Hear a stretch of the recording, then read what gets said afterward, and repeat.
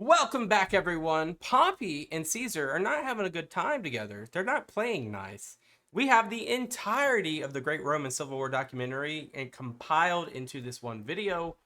Thank you guys for answering the question on if you like longer videos. I guess you guys do. So that's what we're doing here. Let's go right into it. It's going to be separated in a couple parts with pauses, but it's all together. Let's do it. I'm excited. Hope you are too. The 1st century BC was a time of great men in Rome. Great but destructive men such as Sulla, Marius, Cicero, Cato, Crassus, Pompey, and Caesar. Each individually had the skills and abilities to bring glory and prosperity to Rome, but they were often in conflict, and the conflict between Caesar and Pompey would lead to the destruction of the Republic, which had lasted for almost 450 years. This is the story of the Great Roman Civil War. Oh yeah. These long videos are very difficult to make, so consider liking, sharing, and commenting. In order to fully understand how the Great Roman Civil War, also known as Caesar's Civil War, began, we need to grasp the cultural and historical background. Since the mid-2nd century BC, the Roman Republic had started fracturing with the assassination of the Gracchi brothers. Yep, Tiberius and Gaius Gracchi, tribune the plebs, which reform, you get the populares versus the aristocrats. Who had campaigned for land redistribution. Yeah. Their deaths underlined the growing social Reforms, divide between the upper and lower classes in Rome, and the instability carried on into the following decades, with revolts in Sicily, the social war with Italian allies, and ultimately the civil wars of Sulla and Marius at the start of the 1st century BC. Yeah, you got slave revolts, the social war, like you said, just a bunch of uprisings, and that's not even counting like the foreign wars, like the Cimbrian or like the Girthian, or what's going on with the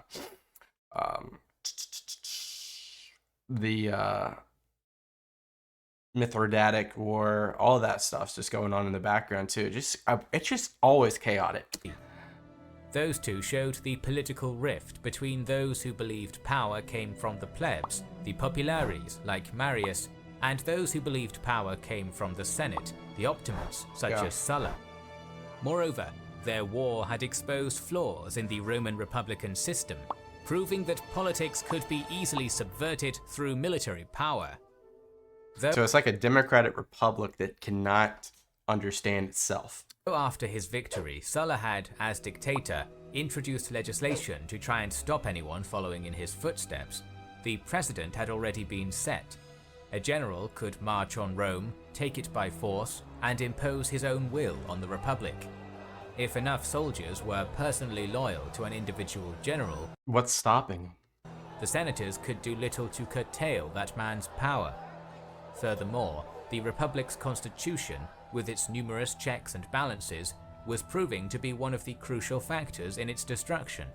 Powerful politicians were able to paralyze the government by blocking the legislation they disagreed with. Often it took either a dictatorship or martial law to break the stalemate. It was in this political environment that the First Triumvirate had emerged. These videos are so good. We just gotta say that. Consisting of Crassus, Pompey, and Caesar, the Triumvirate dictated political life for the majority of the era. Crassus was an established politician and the richest man in Rome, bankrolling the Triumvirate and paying bribes as necessary. Yeah, it's just each person has like their own strengths and own weaknesses. Like Crassus is rich. Pompey has like the power of the Senate in his pocket. He is triumphed a few times. He's a military hero, but Caesar's this young buck who is defied odds, who is a trailblazer, who has won the voice for the people, won the voice for the soldiers, which is a direct combatant against Pompey. Crassus isn't completely sidelined in this ordeal, but compared to those two, he is. Pompey was Rome's most accomplished general.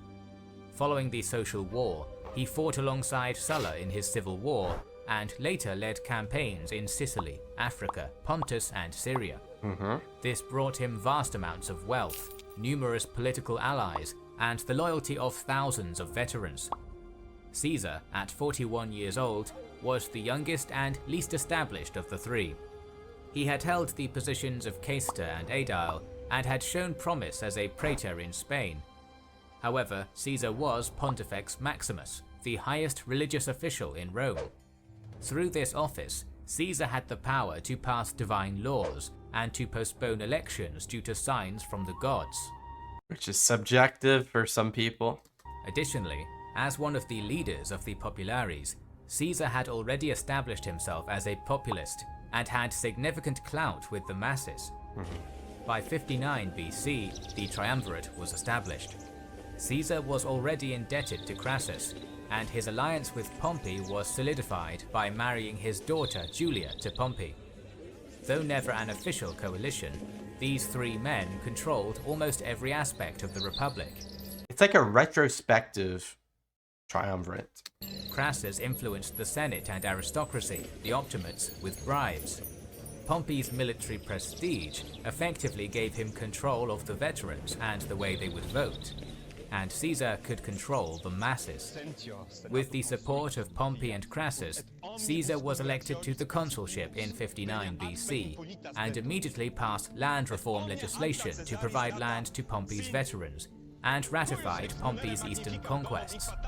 Initially, following Caesar's consulship, the Senate made him an overseer of woods and pastures in Italy, rather than a governor of a province, as was the norm for an ex-consul. However, the Triumvirate was able to overturn this decision. And that's when you're going to see, which we've done plenty of videos in Gaul, which is going to be like a stopgap between now and then. But yeah, you're going to see him go to Cisalpine Gaul and then be the savior of Gaul. Caesar was given the governorship of Illyria, Cisalpine Gaul, and Transalpine Gaul, along with 4 legions for the extent of 5 years, as opposed to the usual 1. Though it is clear that the triumvirates did abuse their power to achieve their own means, it did benefit Rome in some ways, pushing through much needed laws, such as the settling of veterans, without risk of the Senate creating a stalemate. In this same year, Claudius Pulcher became tribune of the plebs. Claudius had given up his patrician status to hold the position, and used it to push a number of populist reforms with the support of the triumvirate, such as the establishment of a grain dole. Claudius had also there's been grain doles, right? So like, I guess like a reestablishment. learned how effective violence could be in politics, and had put together trained gangs who would harass and assault any politicians who got in his way, and he was even able to force the influential Cicero into exile. After just 1 year of Claudius and his gangs ruling the streets of Rome, it became clear that the triumvirate would not be able to control him. Claudius had even gone so far as to attempt to assassinate Pompey when the latter suggested recalling Cicero from exile. In response, Pompey allowed another tribune, Milo, an Optimate, to raise his own gangs to counter Claudius's. And you're going to have those two factions fighting each other. No weapons were meant to be allowed in Rome, No. but each side secretly armed themselves with daggers and swords, employing thugs and even gladiators. Well, when we say Rome, there's a certain line specifically. For the next few years, the two tribunes and their gangs battled regularly in the streets. Rome was in chaos.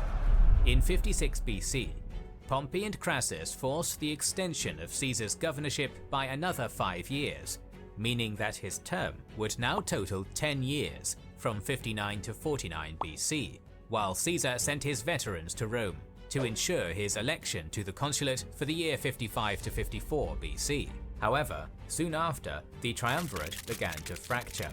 In 54 BC, Julia died in childbirth, severing the personal connection between the two triumvirs.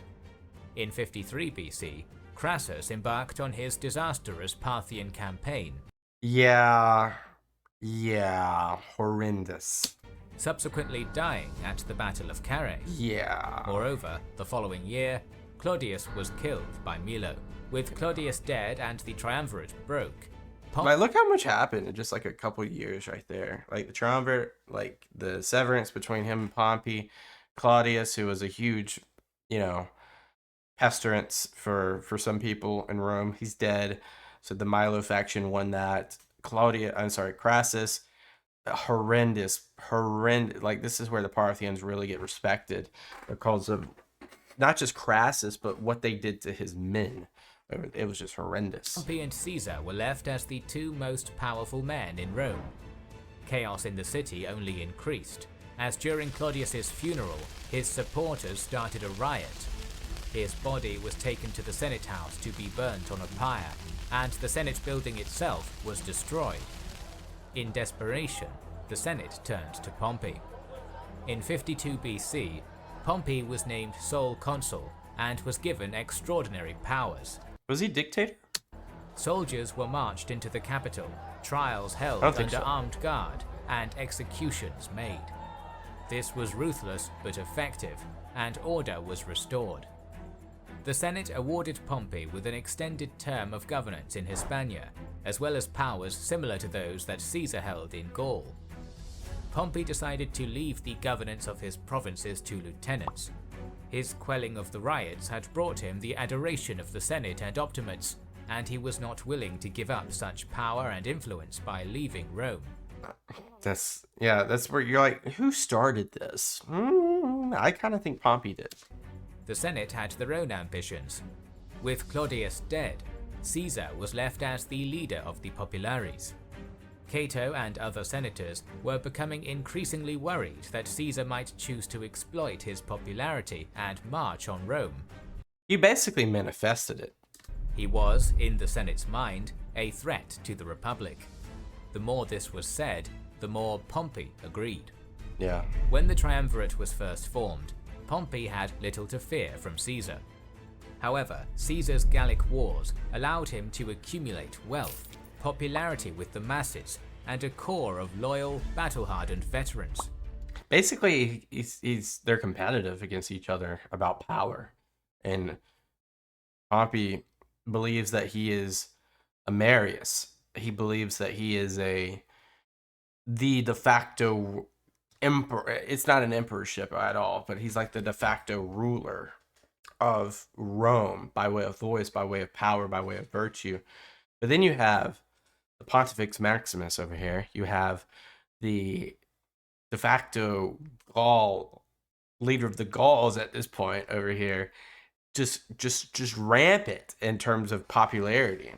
And that's one thing that the Optimates never really could do, is they could never get really through to the people on the same level as the populares could, just because it's just a classist difference of society.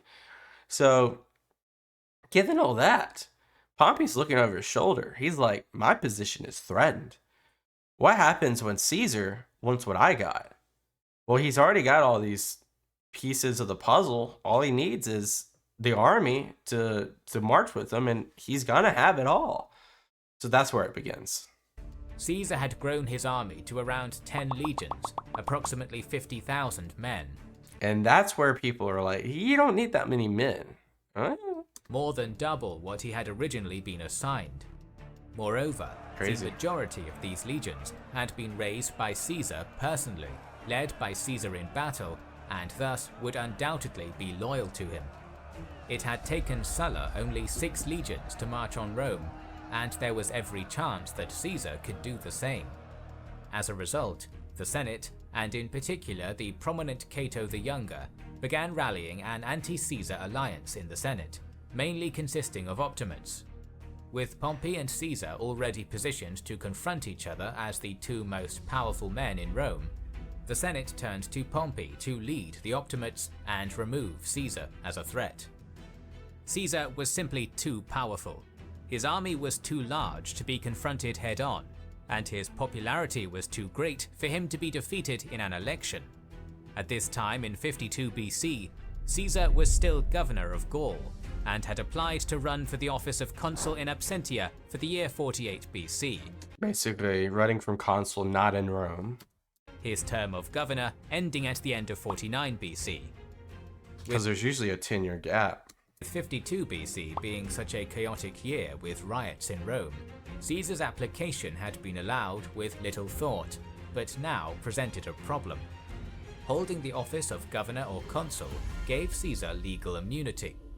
If he ran in absentia for the consulship, he would almost certainly win due to his vast popularity, and his legal immunity would continue. Moreover, he would be able to use this term as consul to push legislation to protect himself. It was undeniable that Caesar had committed crimes as consul, including stirring political violence against a fellow consul, as well as crimes as a governor by instigating wars in Gaul and Britain. All right, that's a little crazy. Instigation. There's some truth to that. There is some truth to that. However, a lot of the people where it began, a lot of the Gallic tribes that live in Gaul, there's not just one, there's plenty of tribes in Gaul. A lot of them looked to Caesar as a savior in the beginning. Well, he kind of policed it after the fact. Like, once he had his foot in Gaul, it became a police state. But it started with good intention. Not to say it ended with bad intention, because for the allies, they turned against him at the, but it was a split crowd. That were not authorized by the Senate. The Senate could not defeat Caesar militarily, nor could they defeat him in the voting booths. No. A solution was needed. Cato had already made it clear that given an opportunity, he would put Caesar on trial himself. All that was needed was for Caesar to be a private citizen. To achieve this, in 52 BC, Cato ran for consulships for the year 51 BC, hoping to use consular power to deprive Caesar of his command. Cato lost, however, and Caesar's governance continued. For the next 2 years, the Senate, headed by Cato, increasingly demanded Caesar's resignation, while the Caesarians, headed by Curio and Mark Antony, both plebeian tribunes, blocked and vetoed such legislation. Yeah, so when you have the tribune and the plebs in your pocket, it's really easy to kind of get where you want to go. Through a somewhat contrived reading of the law that Pompey and Crassus had passed extending Caesar's term, the Senate insisted that Caesar's term ended in 50 BC, ordering him to relinquish his command. Caesar refused, knowing that as soon as he lost his legal immunity, the Senate would have him put on trial. He also knew that his governorship was in fact legal, and that he had the right to continue it until the previously agreed date at the end of 49 BC. In December 50 BC, Pompey offered to resign his command if Caesar would first. And this is where you have the standoff. The Caesarians opposed this, insisting that Pompey be first to resign. Neither side was willing to be exposed. That same month, Caesar marched with 1 legion to Ravenna and wrote a letter to the Senate attempting to negotiate, again insisting that if Pompey resigned his command first, so would he. Whether Caesar marched his legion to Ravenna simply to winter there, or if he meant it as an actual threat, is not clear. However, rumors spread that I think it was wintering. He did that several times during the campaigns of Gaul and Britain. Caesar, in fact, had 4 legions with him, not just 1. Oh. To the Senate, I don't know. It appeared Caesar was attempting to threaten and blackmail them. In response, they again ordered him to step down immediately and authorized Pompey to start amassing legions to defend Rome. Caesar once again attempted to negotiate. He offered to resign his governorship of Transalpine Gaul, Cisalpine Gaul, and the majority of his legions, but requested to keep governorship of Illyricum, along with 2 legions, until the original deadline, the end of 49 BC, and that he be allowed to run for consul for 48 BC, hoping to extend his legal immunity. However, So he would be basically, that's a sweet deal. That's a sweet deal in hindsight for the Optimates right there. They should have took that. this was still a reasonable deal for the Senate, Yeah. and it would achieve their aim of severely limiting Caesar's power and influence. Because if he has 2 legions and he's in Illyricum, like what is he? What kind of threat is that? That's not really a threat. That's like an annoyance at best. Cicero acted as a mediator for the deal and negotiated Caesar down to just 1 legion and 1 province. That's insane. 1 legion? Come on. You gotta take that deal. Pompey was willing to accept. However, key Optimates, including Cato and the consul Lentulus, refused the deal. They screwed it up. They screwed that up. Not an idealist, Pompey was viewing the Optimates as useful political allies, but hardline Optimates like Cato and Lentulus hated the idea of the Senate being pressured to negotiate. On the 7th of January, the Senate voted again to immediately strip Caesar of all his powers and armies. Once again, Caesar's tribunes in the Senate, like the the Senate's authority demolished itself right there. Curio and Antony, vetoed the legislation. The Senate had expected as much, and passed the Senatus Consultum Ultimum, the final act, an unvetoable act that suspended all laws and gave all powers to the consuls, effectively declaring a national emergency, and they declared Caesar an enemy of the state. The consuls for the year, Lentulus and Marcellus, both hardline Optimates, immediately passed all their powers to Pompey, effectively giving Pompey full control of the Roman Republic. That same night, Caesar's allies in Rome fled to Ravenna to join him. The stage was now set. After years of attempted negotiations, a complete impasse had been reached. The division, And I blame the hardline Optimates on this, wouldn't you? Between the two parties, the Populares and Optimates, was the same division that had led to the deaths of the Gracchi and the wars of Sulla and Marius.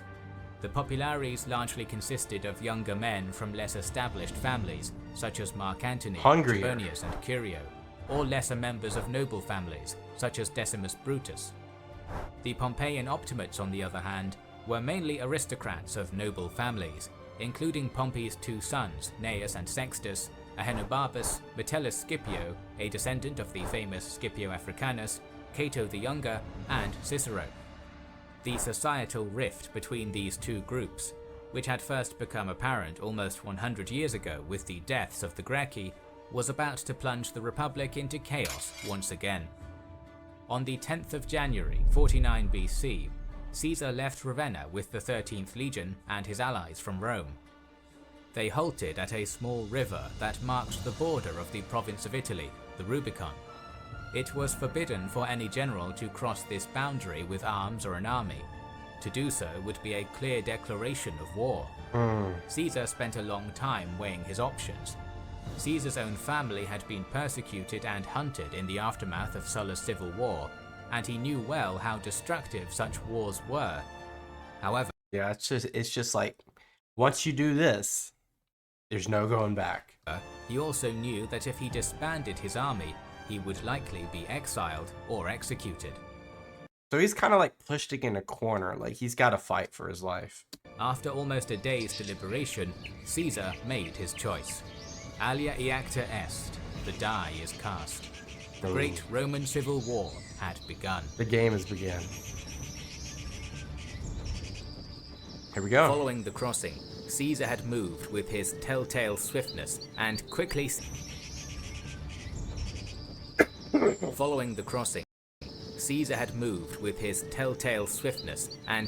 seized key locations in northern Italy in a matter of days. There was little resistance. These cities had not been garrisoned to defend against any significant force, and there were many who sympathized with Caesar against Pompey and the Optimates. As he went, he sent orders to his Gallic legions for reinforcements to march south and join him. So look at the territory difference right here.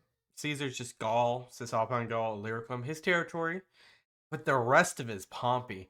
And specifically like the Macedonian and the Greek areas, rich. The Iberian places, rich. Like, of course, you have the Italian peninsula. It's a really uphill battle for. It's a big uphill battle. Big uphill battle for Caesar. In Rome itself, there was mass confusion. Pompey may have thought that if Caesar was to go to war, he would wait for his legions from Gaul. He hesitated and did not know whether to defend Rome, abandon the city and fight in Italy, or abandon the peninsula altogether. If Pompey had reacted quickly, he may have been able to levy enough troops to defeat Caesar, stopping the war before it truly began. That'd been crazy. Like, I don't understand. Yeah, I guess like he's just hesitant. He doesn't really have an idea of what's going to go on. However, conflicting reports kept Pompey in the dark, and he had no idea that Caesar had just one under-strength legion with him. Though Pompey could levy large numbers in Italy, he currently only had 2 full legions in the area, the veteran 1st Legion and the 15th. Both had recently been handed over by Caesar to the Senate to fight a planned war in Syria.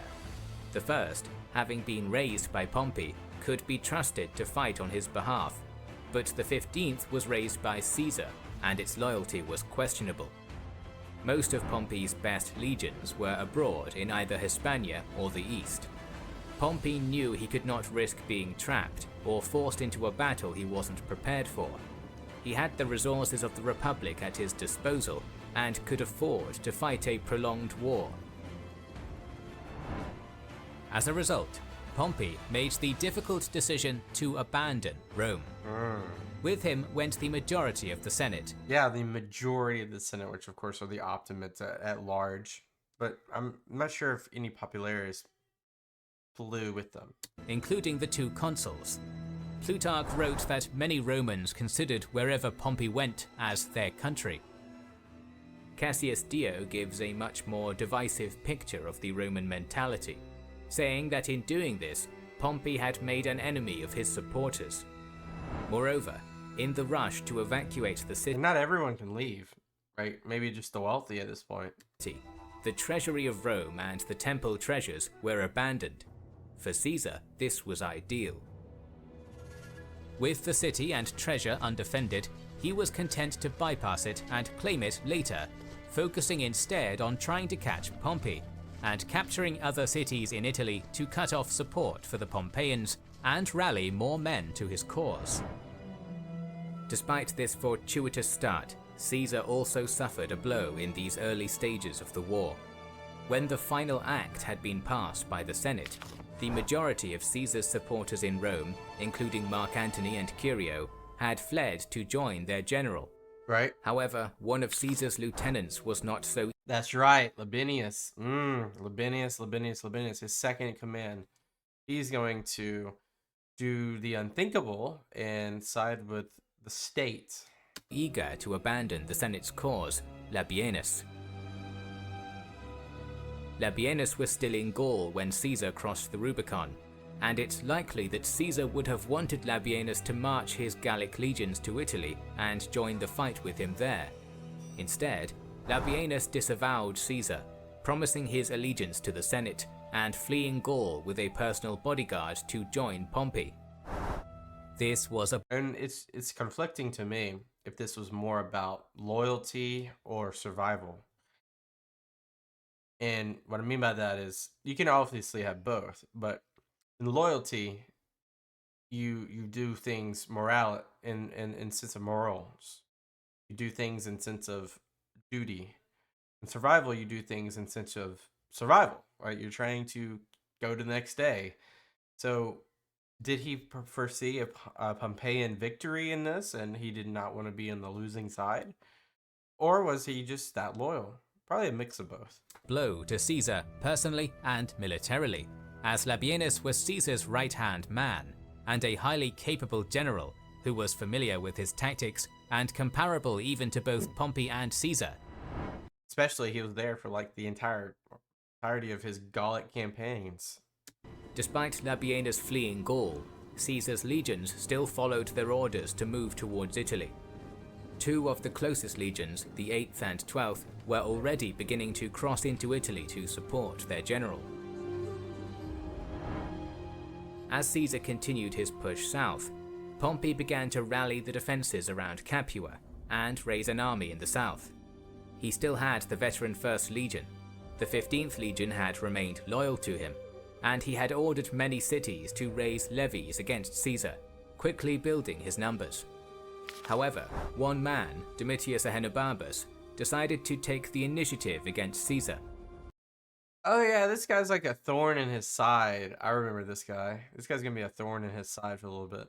Counter to Pompey's orders, he took 30 newly levied cohorts, equivalent to around 3 legions, to Corfinium, an important crossroads town. By the time Caesar reached Corfinium, the 8th and 12th legions had caught up with him, giving him 3 battle-hardened legions. Faced with such a formidable force, the Pompeian levies lost all desire to fight. They implored Ahenobarbus to surrender, and he reluctantly agreed. Caesar showed clemency to both the levies and Ahenobarbus. Ahenobarbus was pardoned, but he quickly returned to Pompey in southern Italy to continue the fight. Basically, he just like, hey, here, take some more troops. The levies, on the other hand, were made to swear allegiance to Caesar, forming the 15th, 16th, and 17th legions. Doubled his army just for nothing. Swelling his numbers even further, and reducing Pompey's without a battle even being fought. It's crazy. He immediately sent these men to prepare for an invasion of Sicily and Sardinia whilst he continued south. Caesar's leniency at Corfinium gained him popularity across Italy, ensuring that there would be no popular uprising against him on behalf of Pompey, and he was able to raise a further 3 legions, the 18th, 19th, and 20th. Jeez, just like that, you get 9 legions, while you got all your legions in Gaul still that could go into Iberia to fight Pompey's legions there. As he marched, Pompey now had to change his plan. He knew that he would no longer be able to fight Caesar in Italy anytime soon. He abandoned his plan of fighting Caesar in the south, and instead marched his force to Brundisium, preparing to evacuate from the peninsula. He would go across the Adriatic and into Greece, where legions from the east, battle-tested and loyal, would join him, and he would be able to muster even more men from allies and cities of the east. Moreover, he had numerous legions in Hispania, and with their help could encircle Caesar in Italy. So it's kind of evenly matched, honestly. But first, he had to escape. Caesar needed to move fast. If he could catch Pompey in southern Italy, he would be able to corner and defeat him, much as had happened to Spartacus decades earlier. As he pursued Pompey into the south, he continuously sent envoys, insisting he would step down from command if Pompey would do the same. All such offers were refused. Pompey legally had the authority to command armies, and Caesar was now a criminal. The time for negotiations was long gone, and it is likely Caesar himself knew this, so the envoy's true intention was likely to continue to buy him favor with the populace as he continued to chase the Senate. In early March, Caesar and his 6 legions caught up with Pompey at Brundisium. By the time that Caesar arrived, Pompey had already managed to transport half his force across the Adriatic. Caesar wasted no time, immediately besieging the city and beginning construction of a breakwater across the harbour to block it. In response, Pompey built large towers on merchant ships that could fire down on Caesar's engineers to hamper their progress. The strategy was effective, and Caesar's engineers were unable to complete the breakwater in time. I mean, this is just like in the nick of time trying to get out of here, and ooh, anxiety. Pompey's navy returned from Greece, and at night, Pompey was able to evacuate his remaining force from the city. Once in Greece, Pompey marched to Thessalonica. He established his base, levying new legions and sending envoys to all the client kings he had made in the east, gathering Roman legions and foreign soldiers alike to his banner. So you would think Pompey would actually have the advantage now because of this. Meanwhile, he sent subordinates to Sicily, Sardinia, and North Africa, the 3 key grain suppliers of Rome. Pompey would mobilize forces from across the world to effectively besiege the whole of Italy, cutting off the grain supplies and starving Caesar into submission. It had taken Caesar just 3 months to force Pompey out of Rome and take Italy. Despite this, Caesar's initial plan to end the war quickly by capturing Pompey and the Senate had failed. With Pompey's escape, and with no ships to pursue him, the chance for any quick resolution disappeared. Caesar began preparing for a prolonged war. He first marched on Rome, entering in a triumph. Quickly he convened what was left of the Senate in Rome, professing his ambition to save the Republic and declaring Pompey an enemy of the state. So basically, Pompey's an enemy of the state, Caesar's an enemy of the state. They both see the same thing from a different point of view. They both were like, it's insane. It's just two polar opposite people that were very close together. Just things have just went downhill so quickly. He also plundered the treasury and temples of Rome, allowing him to fully equip the 6 newly acquired legions, and issued orders for ships from all the provinces loyal to him to gather at Brundisium. These ships would take at least a year to muster though, and Caesar could not linger for long. He realized that he could not risk being trapped in Italy, and so I can't remember where he goes, but he's either going to do some island hopping or he's going to go to Iberia. And resolved to secure his western flank. Spanish legions constituted a significant number of Pompey's best soldiers and posed a threat to Gaul. Furthermore, with Pompey in the east, the Spanish legions, though well trained, were in Caesar's words, an army without a leader. Caesar would attack Pompey's force in the west individually, attempting to defeat them in detail before returning to Pompey. To achieve this, he sent one of the newly raised legions, the 16th, under his legate Valerius to Sardinia, and 2 legions, likely the 15th and 17th, under Curio to Sicily. Together, they were to take control of the islands and then push into Africa, securing the grain supply. Right, so that's that side. You got basically 3 fronts here. You got the Mediterranean, you have Greece, you have Iberia. So pretty solid solid strategy right here. Greece. The only thing with Greece is like they could literally encroach in Illyricum with pretty much no issue unless legions move that way. Sardinia was currently held by Cotta on behalf of Pompey, and Sicily by Cato. Cotta had no real force to speak of, and as soon as the citizens of the Sardinian capital of Carolis heard that Valerius was en route with a legion, they ejected Cotta, seeing no sense in attempting to resist the Caesarians. Cotta fled to Africa. And just like that, Corsica and Sardinia is in the hands of Caesar. And Valerius quickly took control of the province. Wow. Cato in Sicily had attempted to make better preparations, raising levies across Sicily, but had also not been provided with any legions by Pompey. He too saw a fight against 2 legions with his levies as a fruitless task, also deciding to abandon the province, joining Pompey in Greece. With the islands taken without any resistance, Valerius and Curio gathered their force in Sicily and prepared for the attack on Africa. Meanwhile, Caesar, after spending less than a month in Rome, took the newly raised 18th and 19th and began his march to Spain, leaving Mark Antony in charge of Rome and the 8th, 12th and 13th legions in Italy to recover. So at this point, Antony is basically his number 2. I'm not sure if that's correct. Let me know if that's false. Antony might be amongst a pool of people trying to be the 2, but he eventually, of course, will be the 2. But right now, he's trying desperately hard by being the guy in Rome to hold things together. The 20th ready to support Curio if needed. Caesar himself aimed to march through Gaul to Spain and meet 7 of his legions along the way. However, Ahenobarbus, who had previously attempted Told you, this thorn in his side is just going to keep playing around. To stall Caesar at Corfinium, had already been dispatched by Pompey to Gaul and was currently on his way to the city of Massilia, an important city on the route to Spain.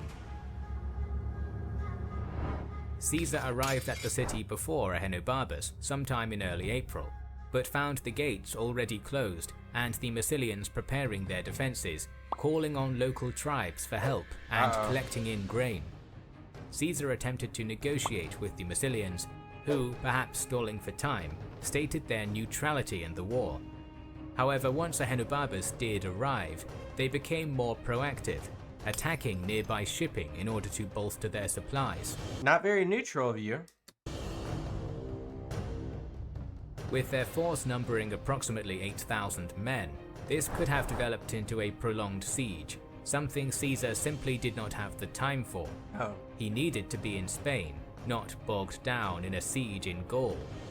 As such, he left the 3 legions with Trebonius in control, while Decimus Brutus, who had proved his knack for naval command against the Venetii, was to command 12 ships. Caesar then continued to Spain with a bodyguard of approximately 900 cavalry. So not a lot, very light. So he's going to meet up with his other legions at this point. Another legate of Caesar's, Fabius, had been sent with 3 legions in advance to make a foothold in Spain, taking control of the Pyrenean passes. Soon another 3 legions from Gaul, as well as auxiliaries, joined them. Caesarian forces would have been approximately 25 to 30,000 legionaries, 5,000 auxiliaries, and 6,000 cavalry. So all in all, about 40 to 50k. All veterans of the Gallic Wars. Now united, they began to push past the Pyrenees and into the Iberian Peninsula. I wouldn't want to mess with this army. The Pompeian forces in Spain were just as formidable. Spain had been assigned to Pompey as his province to govern, but he had left this responsibility to 3 of his legates. Marcus Varro was more a scholar than a soldier, but Lucius Afranius and Marcus Petreius each had almost 30 years military experience behind them, as well as experience fighting in Iberia during the Sertorian Wars. Afranius and Petreius would take 5 legions plus auxiliaries to confront Caesar, while Varro would defend further Spain with 2 legions as a reserve. Why have I heard Petreius before? Did he defect at some point, or was he allegiant to Caesar at some point? In total, by Caesar's account, Afranius and Petreius commanded approximately 27,500 legionaries, 8,000 auxiliaries, and that cavalry is difficult. That's a 10k cavalry. That's a 4,000 advantage. So they're pretty close in total numbers, though. And perhaps 10,000 cavalry. The Pompeian forces had encamped in a strong position on high ground on the west side of the river Sicoris, just outside the hilltop town of Ilerda, which controlled a stone bridge, a key access point into the peninsula. When Fabius arrived with Caesar's legions, he saw that crossing the bridge would be nigh impossible given the Pompeians' strong position, and so constructed 2 new wooden bridges across the river 6 kilometers apart, and also encamped on the western bank. As the Pompeians had arrived beforehand, they had already stripped the western bank of most supplies, forcing Fabius to send foraging parties across the bridges to the eastern bank. Of course, that's where the cavalry will meet them. These foraging parties and their escorts often skirmished with the Pompeian cavalry, but there was no major conflict. Yeah. However, on one of these occasions, Fabius sent 2 legions across to the east bank to forage, with a strong cavalry escort to follow and protect the foraging parties, when a sudden storm swept in, destroying the bridge nearest to the that's not fortunate at all. Fabian camp. The cavalry was stuck on the western bank, with the legions and foraging party on the eastern bank. Afranius wasted no time in seizing upon such an opportunity, immediately sending 4 legions and all his cavalry across the stone bridge to attack the beleaguered Caesarians. The Caesarian legions were well trained and experienced, quickly forming a defensive square on high ground with the foraging party in the center. Heavily outnumbered, the Caesarian forces held their formation while being assaulted from all sides by Pompeian infantry and cavalry. Despite their discipline, it would only be a matter of time before the formation broke and the soldiers were slaughtered. Fortunately, Fabius had also reacted quickly to the situation, sending another 2 legions across the river via the second bridge 6 kilometers away. Upon their arrival, the Pompeians broke off their attack, not wanting to wholly commit without their full force. They returned to camp, allowing the Caesarians to make an orderly retreat back to theirs. The sources do not give us an idea of how many casualties the Caesarians sustained, but it is likely, given the situation, that they would have been significant. Yeah, I mean, it's a meat grinder at that point. And certainly more than the Pompeians. Yeah. A couple of days after this engagement, sometime in June, Caesar arrived at the camp with his bodyguard. Fabius, despite the prior engagement, had fulfilled his duties well. He had pushed through the Pyrenees, established a foothold, and kept Afranius in place until Caesar arrived. Yeah. Nonetheless, Caesar quickly took control of the situation, finishing the repairs on the first bridge started by Fabius, and then going on the offensive. Leaving just 500 men in the first Fabian camp, Caesar marched the rest of his force nearer the town of Ilerda, offering battle to Afranius. Afranius did bring his force out of camp, but held them on the high ground, refusing to attack. He was no fool, and could not sacrifice his strong position so easily. Seeing that Afranius would not be drawn into a pitched battle, Caesar deployed his legions in 3 lines just 200 meters from Afranius's camp. The first 2 acted as a screen, whilst the back line dug trenches as the start of a fortified camp. Okay. The plan worked, and Caesar's force was able to retreat behind these defenses for the night. Ah, very smart. So basically, when you said screen, a human wall. A human wall, yeah. Wow. That's, yeah, nice. The next day, he expanded on the defenses, assigning 1 legion to each side of the camp, the other 3 acting as a defensive line.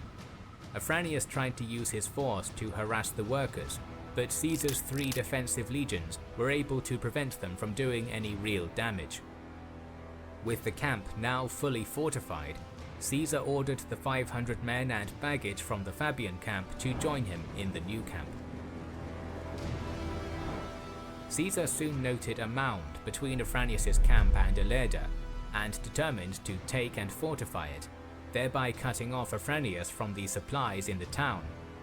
Starving out an enemy by such tactics was a favoured strategy of Caesar, and he had tried something very similar at Gergovia against Vercingetorix. Gathering 3 legions, the 9th, 14th and likely the 10th, he drew them up for battle. Caesar first sent the vanguard of the 14th to charge the mound, hoping to take it quickly and hold it while the rest of Caesar's legions followed up in good order. However, Afranius was quick to react, sending his own force to charge the mound. Afranius's men gained the top first, and with the advantage of the high ground, forced the men of the 14th to retreat back to their standards. Afranius reinforced his men and attempted to push his advantage, chasing Caesar's men and beginning to push the now shaken 14th Legion on Caesar's right flank. Caesar himself... It's crazy. They would only engage that little, or they're probably going to add. I think this is going to turn into a larger engagement pretty quickly then. Notes how fiercely Afranius's men fought. Long campaigns against the Iberian tribes had made these men battle-hardened and fierce fighters. And they know the territory, they know the terrain. Who fought in a looser formation than Caesar's legions. Caesar's right flank began slowly giving ground, the 14th attempting to retreat to higher ground. Seeing his line on the brink of breaking, Caesar ordered the 9th Legion to support his right flank, pushing back the Pompeian forces. The Pompeians quickly retreated to a stronger defensive location, taking up positions on the high ground outside the walls of Ilerda. The 9th Legion, thinking the Pompeians were routing, pursued them, but quickly found themselves caught in a precarious situation. The slope of the hill that Ilerda was situated on was narrow, funneling the 9th and exposing them to a hail of missiles from the Pompeians on the high ground. Here comes cavalry. The fighting was bitter, with each force sending reinforcing cohorts to refresh the front lines. For 5 hours the 2 forces struggled on the slope below the town. In a last bid to salvage the situation, Caesar ordered his infantry to charge the lines, pushing over the crest of the slope and forcing the Pompeians against the walls of the city. With the crest of the slope gained, Caesar's cavalry was finally allowed room to maneuver, and charged between the forces, allowing Caesar's legions to retreat in good order to their camp. So was that a win? Or was that like more or less a not win? Was that really a push, or was that really like a rescue mission? In Caesar's account, he portrays this as a draw, saying 70 of his men died with 600 wounded, compared to 200 Pompeians dead. The reality is that Caesar lost the day. Given the situation that Caesar's legions were fighting in, and their need to retreat, Yeah. it is far more likely It looked like a rescue. that Caesar's men suffered more casualties. Yeah. Moreover, Caesar had failed to take the mound as he had originally hoped. Indeed, by the end of the day, the Pompeians held and fortified the mound. This was Caesar's first fight against other Roman legions. He had underestimated them, overcommitted his forces, and paid the consequences. Caesar's situation then continued to worsen. A second storm brought a huge flood down the river, destroying both the bridges constructed by himself and Fabius. Caesar was cut off from his supply line, and the supplies he did have were dwindling. Afranius, on the other hand, had an abundance of supplies he had collected in Ilerda prior to Fabius's arrival, as well as control of the Ilerdan stone bridge. So Caesar's got to do something quick. Caesar did have supplies, and almost 6,000 auxiliary reinforcements of archers and cavalry en route from Gaul. But with control of the bridge, Afranius was able to send 3 legions to attack them, killing 200 and forcing the rest to make camp on high ground. Caesar's campaign in Spain seemed to be on the edge of disaster. He was stuck in the middle of enemy territory, cut off from his almost 6,000 auxiliary reinforcements and the precious supplies they were bringing, and was days from being starved out. If he was to reclaim the situation, Caesar would need to take control of the eastern bank of the river Sicoris and secure his supply line. With the bridges unable to be repaired due to high water and marauding Pompeian forces, Caesar came up with a different plan. He began construction of several small boats of the kind he had seen in Brittany, made of lightweight timber and animal hides. He then ordered a small detachment to take these boats by wagon at They're going to make a pontoon bridge. night, almost 34 kilometers up the river. These men then crossed the river, fortifying a small hill, giving Never mind, they're not going to do that. Caesar a small foothold on the eastern bank. Once this was established, a legion was sent from the main Caesarian camp up the river to construct a bridge from the western bank, while the initial detachment assisted from the eastern bank. Within days of beginning, they had the bridge constructed, providing a route between the eastern bank and Caesar's camp, stabilizing his supply line, and allowing the reinforcements from Gaul to meet up with his legion encamped on the west side. Alright, so they're going to be able to fight another day now because of this. With this influx of troops, particularly the prized Gallic cavalry, Caesar was finally able to harass Pompeian foraging parties on the eastern bank and begin to regain control of the situation. Advantage Caesar. While the Ilerdan campaign was underway, the siege of Massilia was still being fought. Yeah. For the most part, the siege had thus far been uneventful. Ahenobarbus had largely spent his time amassing a larger navy, and the Romans had been building siege equipment while Brutus's ships blockaded the port. But once his fleet was suitably built up, Ahenobarbus sailed his force out of harbour, hoping to break the blockade and thus bring supplies into the city. He had managed to put together a force of 17 warships, as well as several smaller vessels manned by archers, against Brutus's 12. The Massilian ships were also lighter and more navigable compared to the rather cumbersome ships that the legions had built. However, Brutus did have the advantage in quality of fighters. Ahenobarbus's men were largely farmers and local Massilians pressed into service. Not a great sign for an Ahenobarbus. Not a really good sign at all. Alongside allied archers, while Brutus's ships were crewed by legionaries who had specifically volunteered for the task. If Brutus could catch Ahenobarbus in close quarters fighting, the battle would be his. As the fleets met, the Massilians used their agility and range to their advantage, circling the Caesarian ships and peppering them with missiles, or sailing past to sweep Brutus's decks with arrows and smash his oars. But when the Massilians got too close in this manner, the legionaries would throw across grappling hooks, pulling the Massilian ships in close. Whoa. Whoa.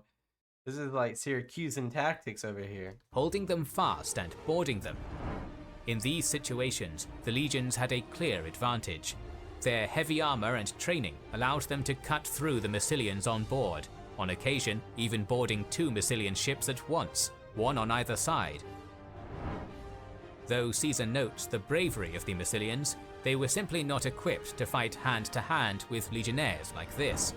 The Massilians were forced back into port, having lost more than half their ships, and the blockade continued. This victory at Massilia coincided with a continuous change of fortune at Ilerda. With the new bridge completed, Caesar's superior Gallic horsemen were able to harass the Pompeian foragers, and were even able to force them to resort to foraging at night. The odds were turning in Caesar's favour. As a result, numerous local tribes You lose the locals, you lose the war. began supporting him with grain, as well as some more auxiliaries.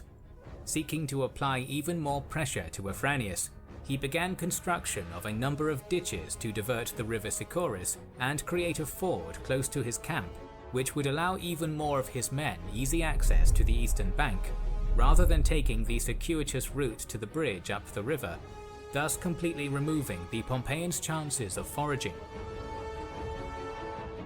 Not looking good. Afranius recognized how precarious his situation was becoming. Yeah.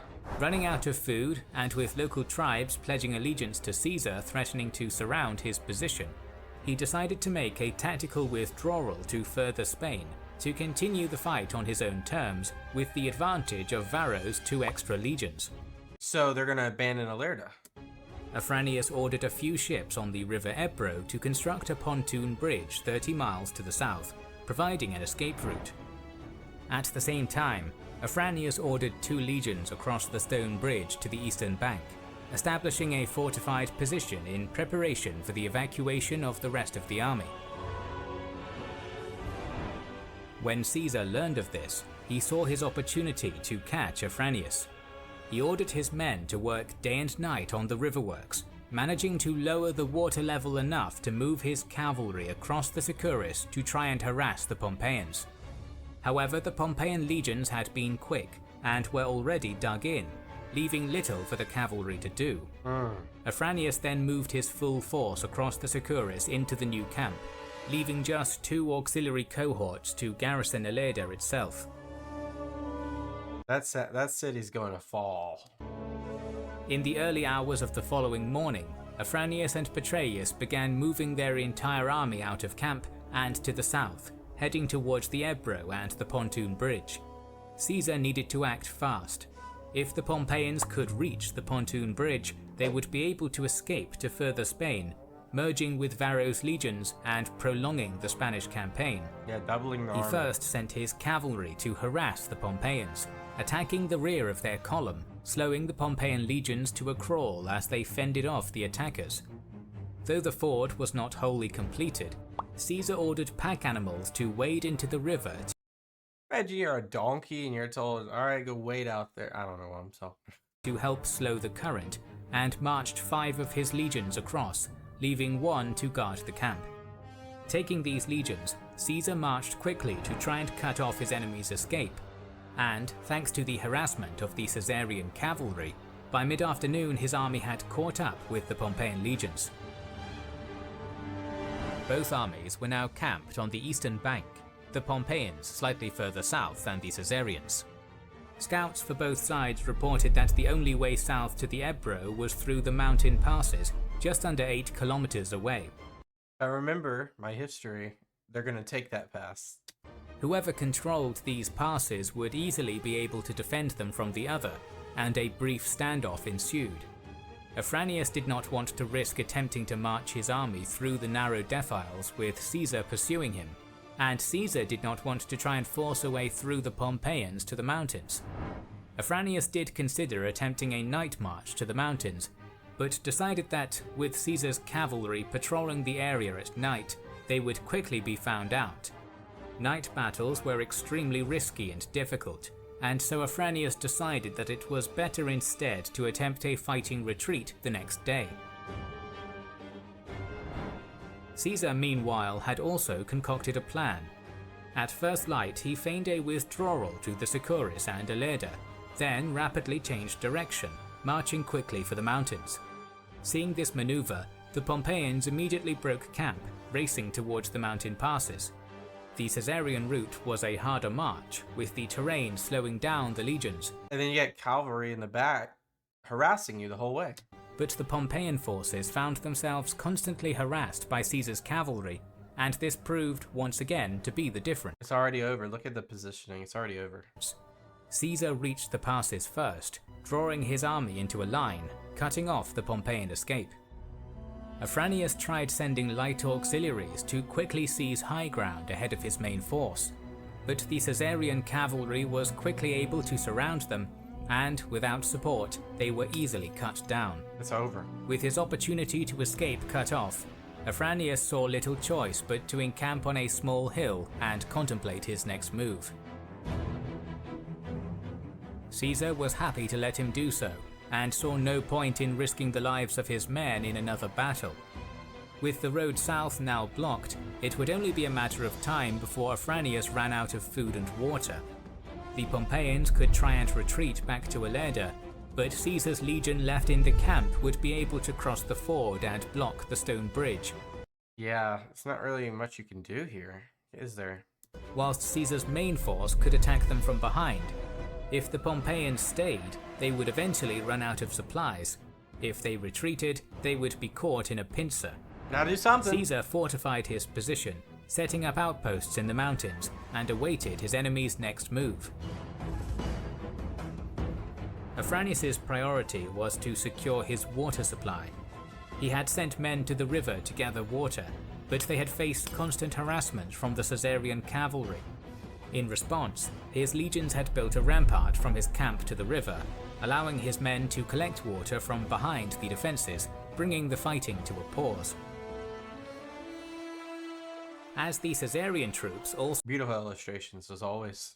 came to the river for water, men from both sides began talking to each other.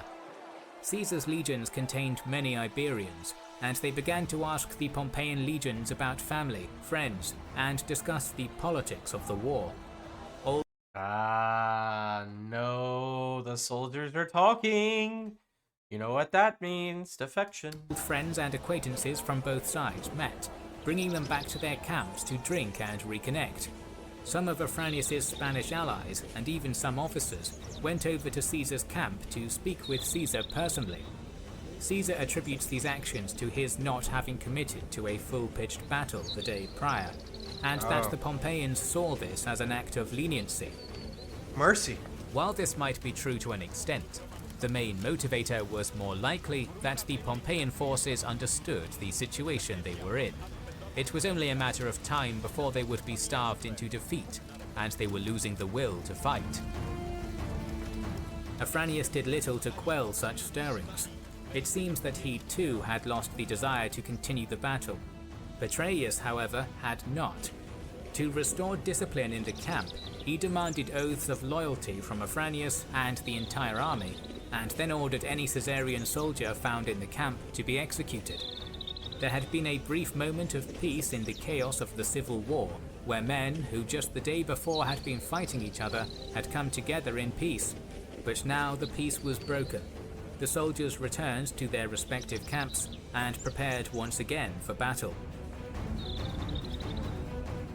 In a last-ditch attempt to retake control of the situation, Petreius attempted to retreat back to Ilerda. The entire way, the Pompeians were harassed by Caesar's cavalry and shadowed by his legions, blocking them from crossing the Sicoris at every turn. What about the legion at the camp? Are they going to block the bridge? And slowing them down to a grueling pace. Yep. On the third day of this harassment, the Pompeians were forced to set up camp on unfavorable terrain. Caesar saw his opportunity and began work on his own earthworks surrounding the Pompeian camp. God dang, you're just not in a good spot. Like, this is just masterclass for Caesar. Look at this. A similar tactic to Alesia, cutting off. It's like a black widow, or like a like a spider, just like creating a web of just demise. Any possibility of foraging. Blockaded on all sides, devoid of water, and having been harassed for days, the Pompeians finally sued for peace. Yeah. Caesar, never one to miss out on a public relations opportunity, promised leniency for all the men and officers, including Afranius and Petreius, in exchange for the complete surrender of the army and the promise that none of them would take up arms against him. The Pompeians gratefully accepted. Yeah, and honor and word mean so much in this time that I'm pretty sure most of them will honor that promise. With the surrender of this main Pompeian army, Caesar assigned 4 legions, the 6th, 9th, 11th and 14th, to accompany the Pompeians to a safe location and disband them, before heading back to Italy. Caesar meanwhile took the 10th and 7th into further Spain to confront Varro. But only 2 legions against 4? What are we doing? Varro, who had initially been encouraged by the early reports of Afranius' success at Ilerda, had been gathering more forces, raising another 2 legions, giving him a total of 4. When news came to him of Caesar's victory at Ilerda, he began to march 2 legions to Gades, where he planned to hold out and prolong Caesar's war in Spain. However, news of Caesar's victory at Ilerda had spread fast, and the locals had seen the writing on the wall. The chiefs of local tribes met Caesar at Corduba and pledged allegiance to him, and the chief of the Gades closed the gates of the city to Varro. To make matters worse, one of Varro's legions that was with him mutinied, striking their colours. It looks like all 4 of them just went to red. Having lost the support of his army and the locals, Varro sent word to Caesar that he was ready to surrender. Gee, that was quick. Quintus Cassius Longinus was assigned as governor of Spain by Caesar and assumed command of Varro's 4 legions, making them the 21st, 22nd, 23rd and 24th. Wow. Pompey's entire Spanish army had now either been disbanded or had sided with Caesar after just a couple of months. It's crazy. Taking his 2 veteran legions, the 7th and 10th, Caesar left Hispania to rejoin his forces at Massilia. The siege of Massilia was still ongoing. Trebonius, because they have a way to get food in now, right? Because the blockade's not working. who had been left in command of the legions during the siege, had constructed trenches, walls and towers blocking off the peninsula upon which the city stood. Brutus maintained the blockade from the sea, so together they effectively surrounded Massilia. The city would not be easy to take though. Its position was ideal for defense, funneling any land forces onto one front, and the city was protected by high, strong walls topped with ballistae. Trebonius had ordered the construction of a siege ramp, as well as a battering ram, but the Massilian ballistae and numerous sorties had been effective in slowing the Romans' construction of their engines, and had, so far, dissuaded any serious assault on the city's walls. The Massilians had also made repairs to their fleet following their previous defeat, bringing the number of warships back up to 17. However, most of these ships were refitted merchant vessels or old warships. So we just threw something together, basically. Crewed by lightly armed archers. The Massilians simply could not afford to move their best infantry from the walls to the ships. Fortunately for them, however, Pompey had sent a fleet of 16 ships to reinforce them. These were commanded by Lucius Nasidius, and though were mostly hastily built smaller ships, some had bronze rams, presenting a serious threat to Brutus's navy. A small vessel was sent to the Massilians to alert them of the coming reinforcements, and Ahenobarbus seized the opportunity. Sending the Massilian navy out, they slipped Brutus's blockade and met Nasidius's fleet at Taurois, just down the coast from Massilia. Brutus too had increased the size of his fleet, having captured 6 ships in So he's 18? the previous battle and manned them with legionaries. Okay. Although outnumbered almost 2-1 by the combined navies of Nasidius and the Massilians, Brutus had the distinct advantage in quality when it came to hand-to-hand fighting. Right? Better Buoyed by fighters? his previous victory, Brutus gave chase and set sail for Taurois. The Massilian ships were stationed on the right, with Nasidius and his fleet on the left. Knowing that the Massilians would favour a missile battle, Brutus determined that it would be best to engage the Massilians first, catching them in close quarters before facing Nasidius' ships. He therefore determined to focus almost all his ships on the Massilians.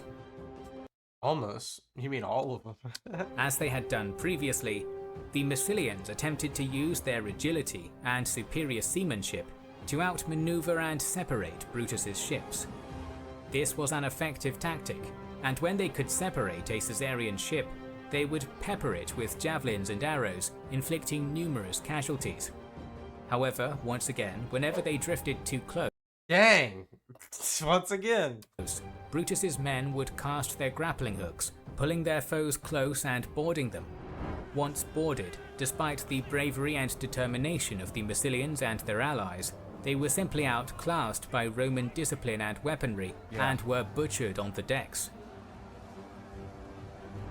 In a frantic attempt to win the engagement in one decisive move, the Massilians targeted Brutus's own ship, distinguished by its standard. They're trying to win morale here. 2 Massilian ships attempted to ram the ship from either side, catching Brutus in a pincer. Just as they closed in though, Brutus's ship darted forward, the 2 Massilian vessels colliding into each other head-on. Now disabled, they made easy prey for Brutus's ships, who quickly set on them, sinking them both. Okay, that looked kind of awkward, but that was, yeah, that's insane. That was a bad attempt. It was at this point that Nasidius abandoned the battle, taking his entire fleet with him. Seeing there was no chance of victory, the Massilians quickly followed suit.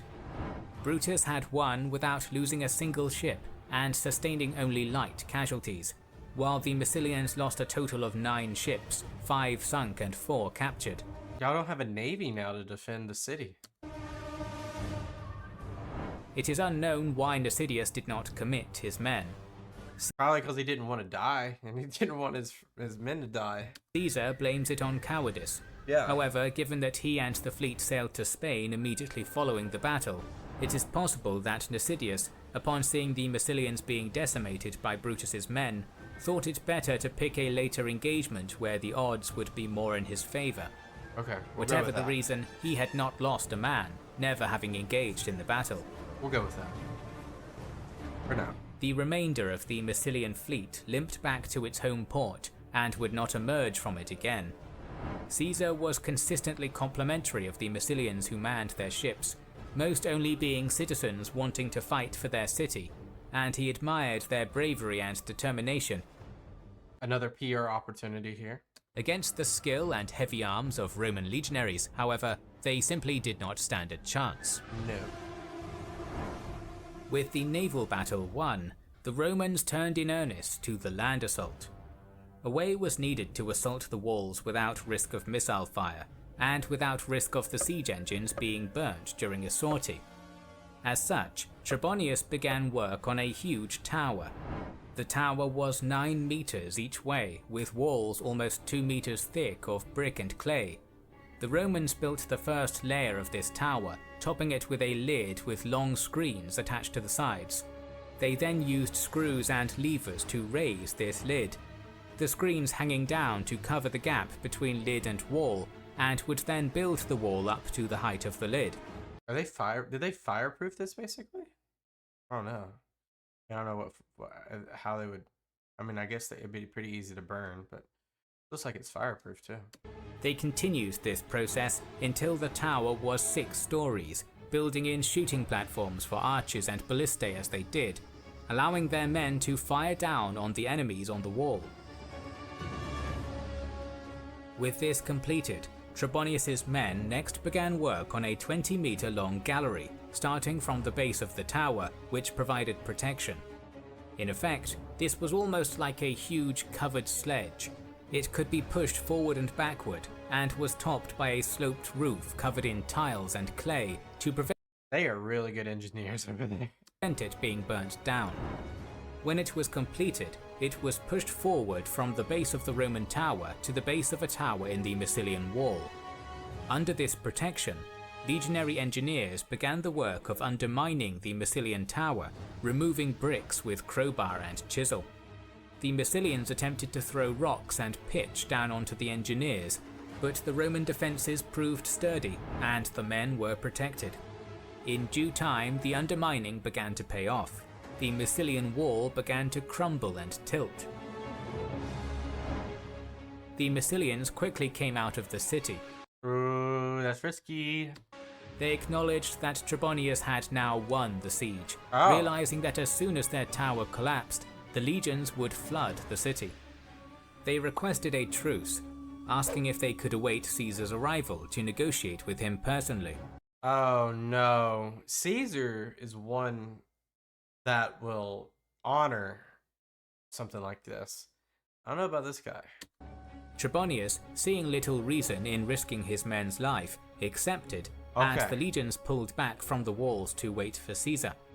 But the Massilians were bluffing. Y'all are screwed now. Y'all just screwed yourself. Once the Romans' guard was down, they sallied out at night, burning down the Roman siege ramp and battering ram.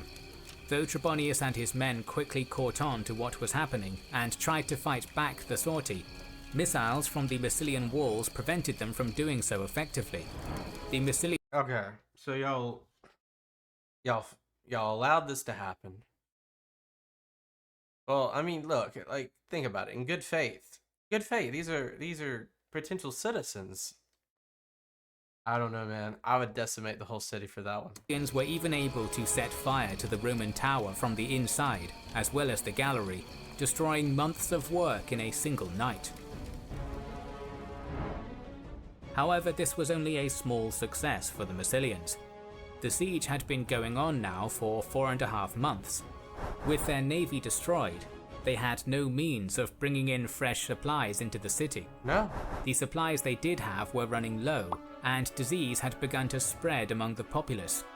Moreover, the Romans had once again started constructing siege works, this time building a gallery extending to the walls made of brick. To make matters worse, Caesar arrived with his 2 extra legions. Yeah, GG's. His arrival also made it clear to the Massilians that Spain had indeed fallen to Caesar, and they would not be receiving any reinforcements or supplies. GG's. Diseased, starved, and now horrifically outnumbered, the Massilians finally surrendered. Nah, you're dead. You're dead. You're decimated. You're decimated. I don't care. I'm heartless at this point. Just before they did, however, Ahenobarbus escaped. Nah, you're definitely not escaping. You're definitely not escaping. I cannot believe that. He was still not ready to give up the fight, and commandeering 3 ships, made a daring dash past Brutus's blockade during a storm.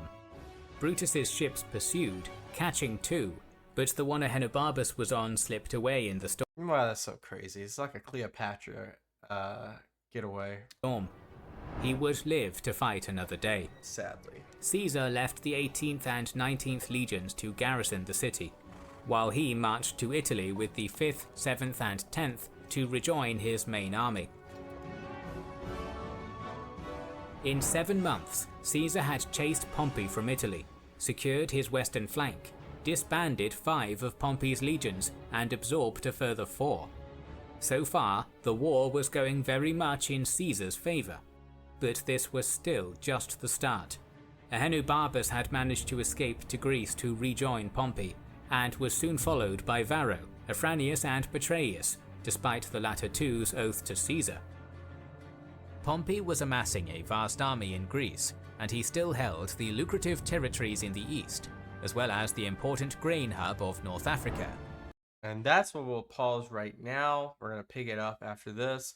We're going to talk about the Battle of Utica, Dyrrhachium, and Pharsalus. But until next time, guys, thank you guys for being here. Peace out. Bye. All right, welcome back, everyone. We are going to be starting right back where we left off. Let's go. The war in the West might have been over for now, but the war for the rest of the Roman world was about to begin. While Caesar was on his way to confront Pompey's legions in Spain, his legates were fighting the civil war in the Mediterranean and African theatres. Right. Before Caesar had even reached Spain, Valerius had taken Sardinia with the 16th Legion, and Curio had claimed Sicily with the 15th and 17th. Together, around the end of April to early May of 49 BC, they combined their forces in Sicily, along with the 20th Legion from Italy, making a total of 4 legions and about 1,500 cavalry, and began preparing to invade North Africa. Alongside Sardinia and Sicily, North Africa, specifically modern Tunis, was one of the biggest suppliers of grain feeding the Roman Republic at the time. Taking North Africa would, therefore, give Caesar control of all of the major grain centers, ensuring that he could supply his armies throughout the war, and robbing Pompey of any opportunity to starve him out of Italy. Yeah, so now he's got Spain, he's gonna have that. So now it's just not looking good for Pompey. Pompey literally looked like he had the advantage, but now he doesn't. Command of this invasion was assigned to Curio, who was a skilled politician, but lacked military command experience. He had been crucial to Caesar in the Senate, however, and this was his reward. To compensate for his lack of experience, he was assigned a body of talented legates, including Rubicon, a legate who had served with Caesar in Gaul and fought with distinction at Alesia. The legions Curio commanded were largely raw, all having been raised just a few months earlier while Caesar was pushing south through Italy. However, Caesar knew that Pompey's best troops were in Spain and the east, and so any Pompeian troops in Africa would be equally raw. It was thought that, with 4 legions, Curio had enough men and talented advisors to invade successfully. However, Curio did not want to invade Africa without first hearing news from Spain, just In North Africa is such a wild card. You just never know what you're going to get there. in case his men would be needed to support Caesar, so for now he remained in Sicily. Africa was under the control of the Pompeian Publius Attius Varus. Varus had previously been propraetor of the province and was dismayed to find it woefully unprepared for war, with only 1 legion present in Hadrumetum. He immediately took control and strengthened the province, raising another 2 legions and encamping them outside Utica. Furthermore, It's crazy that this used to be Carthage and such a huge empire. he requested the aid of the nearby client king, Juba of Numidia. Juba was an old ally of Pompey who owed his kingship to Pompey's earlier campaign and had a personal hatred of Caesar and Curio, as both had insulted him in the past. He readily agreed to side with the Pompeians and would prove to be a crucial ally for Varus. Numidian cavalry especially is just formidable. It wasn't until August, after receiving word of Caesar's victory in Spain, that Curio began his crossing into Africa. Curio did not think much of his opponents, disdaining both Varus and Juba, and so instead of bringing his full force across, he only brought 2 legions, likely the 15th and 16th, and 500 cavalry, along with a sizable navy. Okay. Landing at Anquilaria, between Utica and Hadrumetum, Curio decided to engage the larger force first, so began his march to Utica, reaching the river Bagradas 2 days later. Here he left Regulus in charge of the legions, while he took the cavalry ahead to scout the Castro Cornelia, an old Roman fort on a small elevated peninsula that was left over from the Punic Wars. Yeah. This camp was just 5 kilometers from Utica, and from the higher ground, Curio reconnoitred Varus's camp. The Pompeian camp was in a strong position, using the walls of Utica as part of its defences on one side, and the outdoor amphitheatre of Utica blocking another, making any approach to the camp narrow and difficult. When observing the town, Curio saw a large number of supplies being brought into the city on the roads from the local populace seeking refuge. Looking to hamper Varus's supplies and take some for himself, Curio sent his cavalry to attack them. Varus was quick to react though, and sent his own force of 600 Numidian horsemen and 400 Numidian infantry to defend them.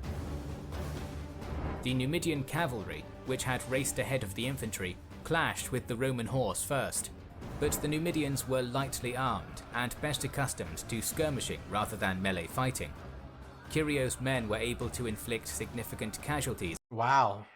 Can't remember this battle, but I did not expect that. In the fight, forcing the Numidian cavalry to flee back to the town and camp, quickly followed by the infantry.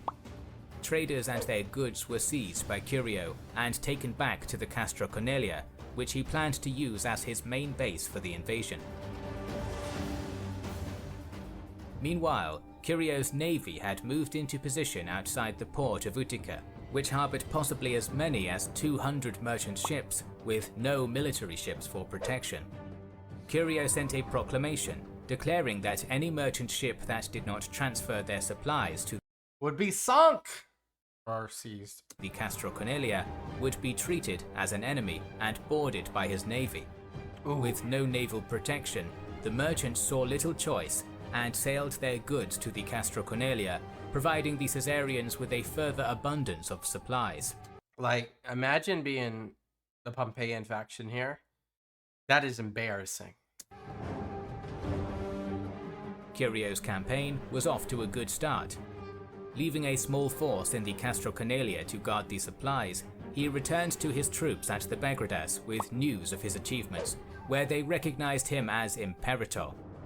Bolstered by this success, the next day he moved his army to go on the offensive, aiming to encamp just outside the town of Utica, displaying a similar kind of aggression to Caesar.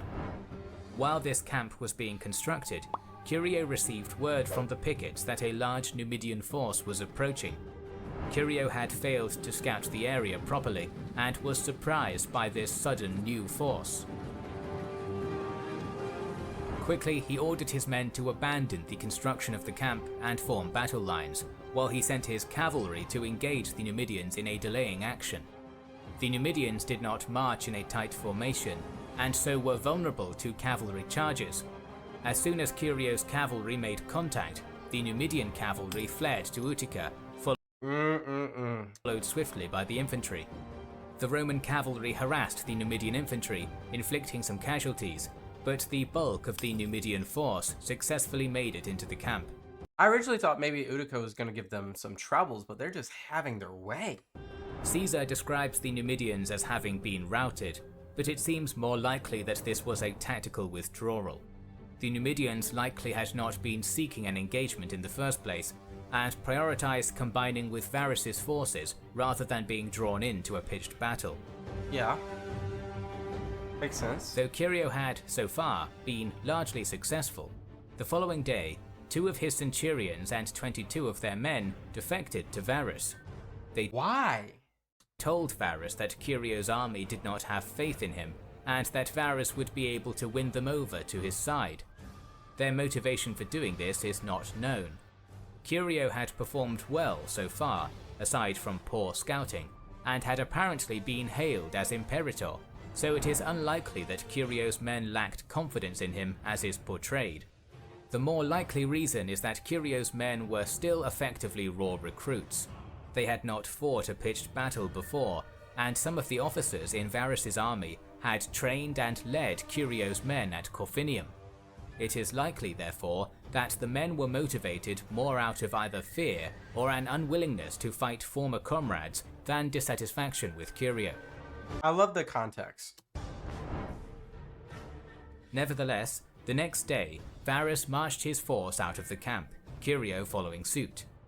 An officer in Varus's army, Sextus Varus, who had been one of the officers at Corfinium, appealed to Curio's men. He reminded them that they had previously sworn oaths to Pompey, Ahenobarbus, and to himself, and that they should not fight the men they trained with and had been prepared to fight alongside. Though Curio's army showed little reaction, Varus withdrew his force back into camp, confident that, given time, this appeal would strike a chord with Curio's men. Yeah, it's difficult. It's difficult. Though the message had been received in silence at first, when Curio's legions were back in camp, the men began to talk amongst themselves. Oaths held a strong religious connotation, and they were not broken easily.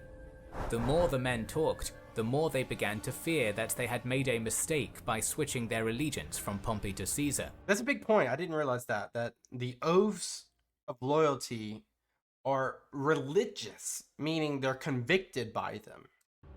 Rumor likely exaggerated the number of men who were of this mindset, though some certainly were, and Curio was soon worried that his whole army was on the brink of mutiny.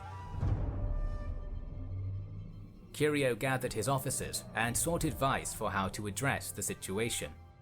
The officers suggested two options.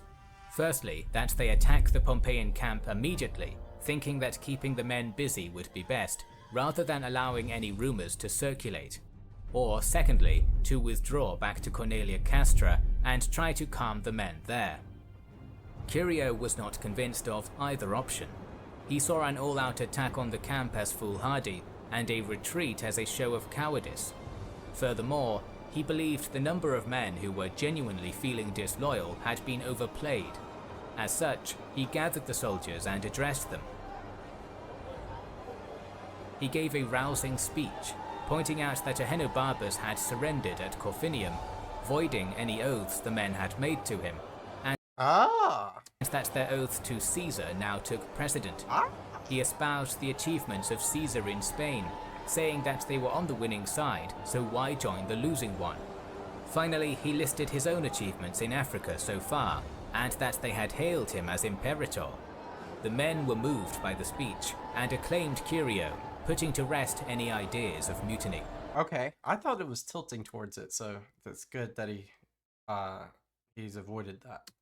It's possible that not a lot of men felt that way in the first place, but either way, Curio was continuing to show himself as a man with leadership potential. With a simple speech, he had regained full control of the army without needing to resort to any harsh discipline or excessive time wasting. Determined to draw Varus into a pitched battle, Curio marched his men out of camp the following day. Varus followed suit, the two armies facing off with each other across a large ditch. The ditch was not particularly deep, only around 2.5 meters, but its sides were steep and would present a disadvantage to any trying to scramble up. Varus made the first move, sending his Numidian cavalry from the left flank, supported by light infantry, to flank Curio's force. Curio countered by sending two cohorts of the 16th, along with all his cavalry. The Numidian cavalry charged the Roman legionaries, but, lightly armed, they were easily repulsed and routed. The light infantry was left exposed and, surrounded by Curio's heavy infantry and cavalry, were slaughtered. Rebelis urged So they gotta make peace at this point. Or are they gonna try? Curio to capitalize on this success and charge Varus's force to instigate a mass rout.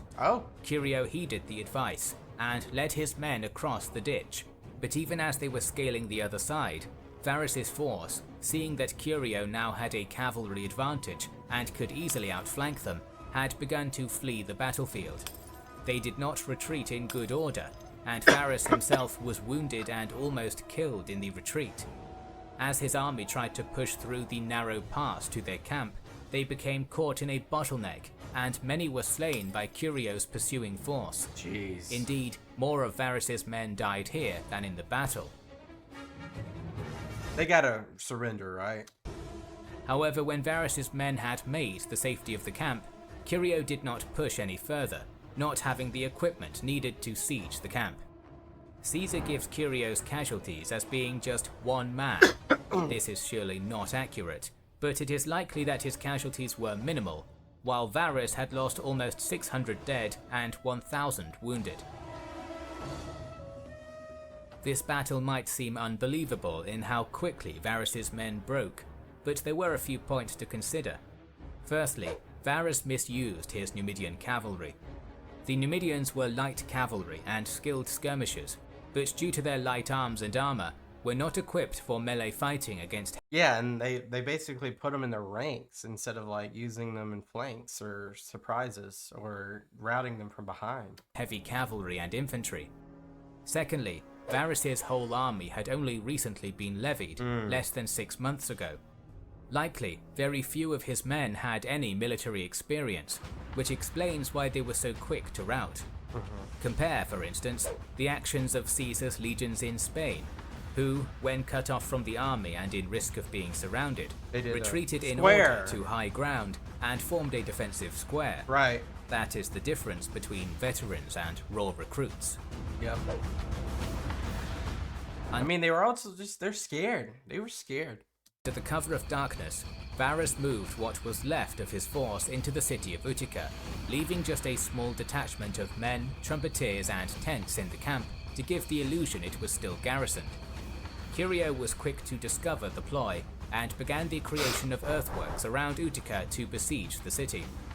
Initially, the citizens of Utica... I mean, I don't understand this. Just surrender at this point. Unless you're gonna use like some sort of like ploy with the Numidians to try to harass them, because at this point the sea, you don't have sea, and you don't have the land. appealed to Varus to surrender, not wanting to go through the grueling experience of a siege.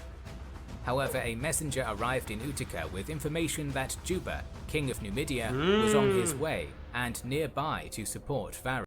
See, that's the only possibility where this would make sense. It is not known how large Juba's army was, aside from 60 elephants, but given that this was the royal army, it surely numbered in the tens of thousands. Okay. So I would be worried. I would be worried if I was the Romans here. The Caesarians, I'll say. Because you're going to have a royal army with elephants, whatever, and the thousands more. Numidian cavalry. They're going to be attacking you from behind or to the west. Plus, you have this contingent that's held up in Utica that can easily missile throw or harass you at one side or come out and attack. It's a lot on the stress. A lot on the stress. With these reinforcements on the way, Varus soothed the citizens' concerns, confident that he would be able to defeat Curio. Maybe. Curio soon discovered the same information. Initially, he did not believe the reports, confident that he was on the brink of victory, and continued the siege. More reports came in, however, verifying the information, and saying that Juba was now just 36 miles away. Upon learning this, Curio abandoned his plans of besieging Utica, withdrawing to the Castro Cornelia instead. He began further fortifying the fort, and sent word to Sicily to send over the 2 legions and all the cavalry left in Sicily. Yeah, they're gonna need that. This was a good plan. The Castro Cornelia could be easily defended, and with access to the sea, Curio could maintain a supply line and safely await reinforcements. Juba was a cunning opponent, though. He sent men from Utica under the guise of deserters to Curio, saying that Juba had to redirect his force to suppress a rebellion, and that the Numidian force was only a small force commanded by his lieutenant Sabura. Dang, they playing some spy games, and it's interesting. Curio, still riding the wave of his previous victories and keen to prove himself, believed these reports and sought to crush the Numidians in a pitched battle. You're telling me a spy is going to level this army? Abandoning his defensive position around 3 AM, he marched his force to the Bagradas to confront them, leaving 5 cohorts in the Castro Cornelia. I'm disappointed. Having learned his lesson previously, Curio sent his cavalry ahead of his legions as a scouting party, and they quickly discovered Sabura's own advanced units. Curio's cavalry fell upon the Numidians, who, taken by surprise and with no encampment, suffered heavy casualties before retreating back to Sabura's main force. With some captured, it looks like.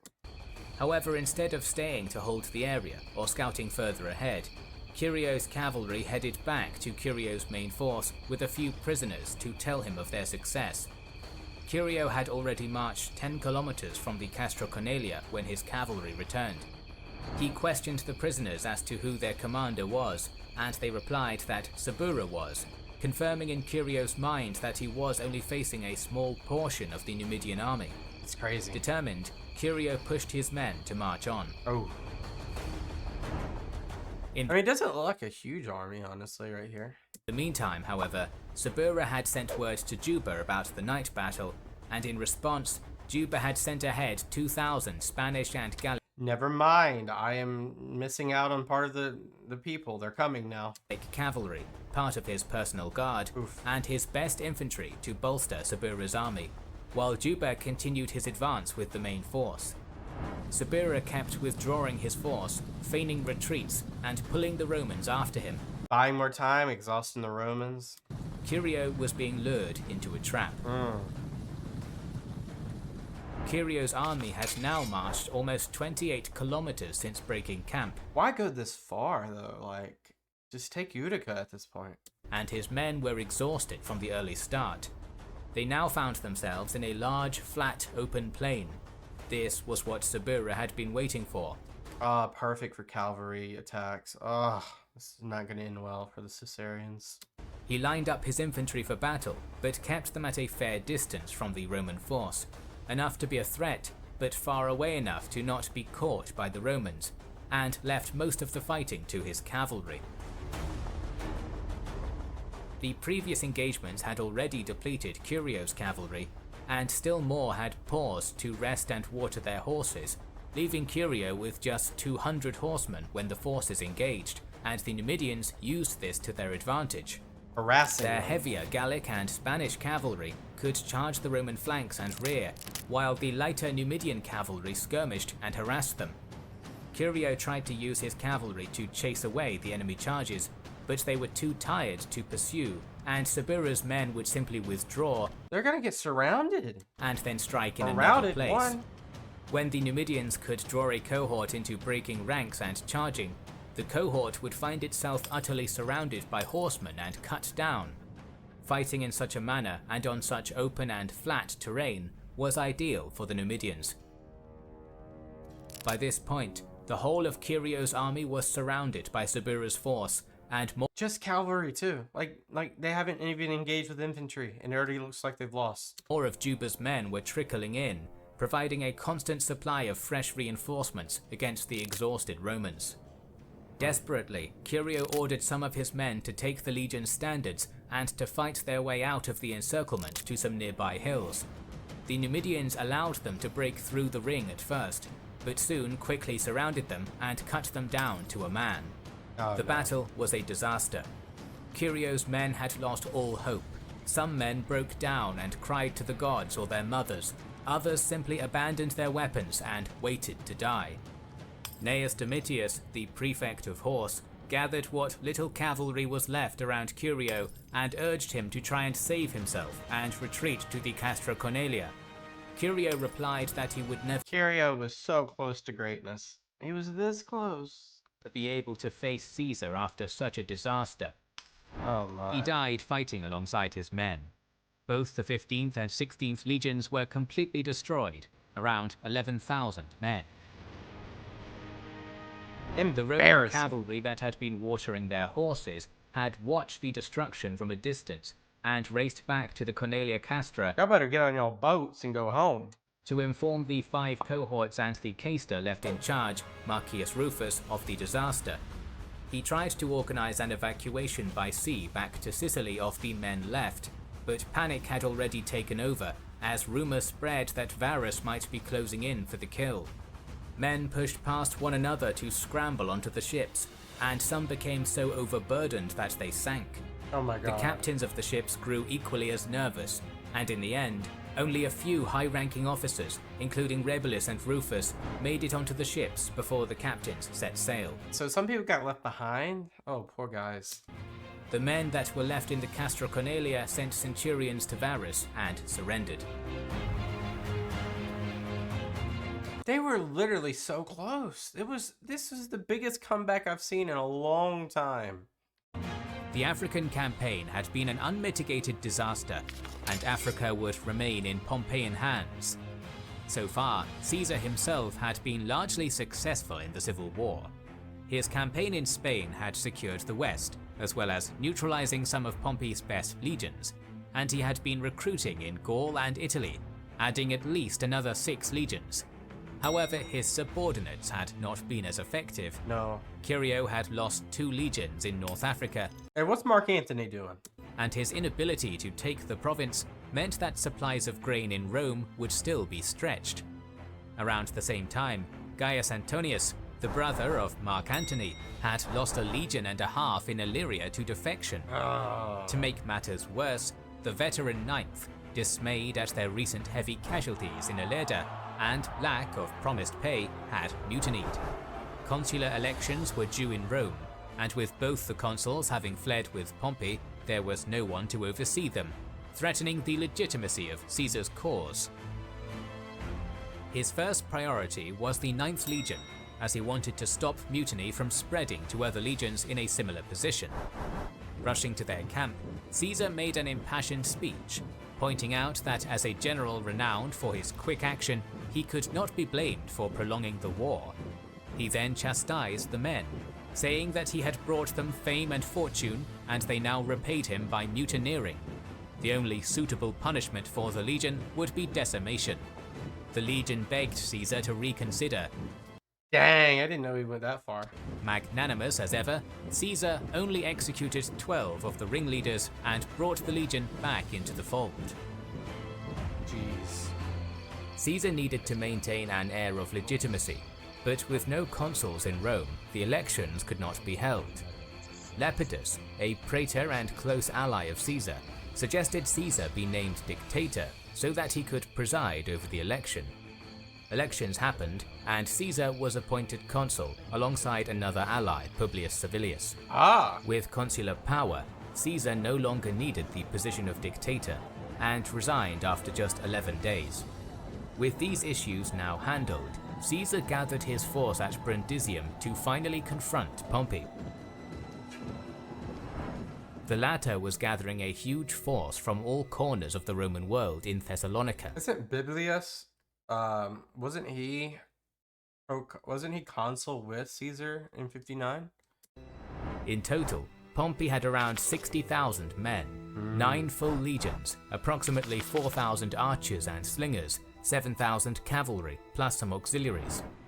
There were a further 2 legions en route from Syria under the command of Metellus Scipio. Pompey had spent time drilling and equipping his men. However, only 4 of his legions were veterans. Cicero, who was with Pompey, described the bulk of the force as raw recruits. Mixed cultures and languages made organization difficult.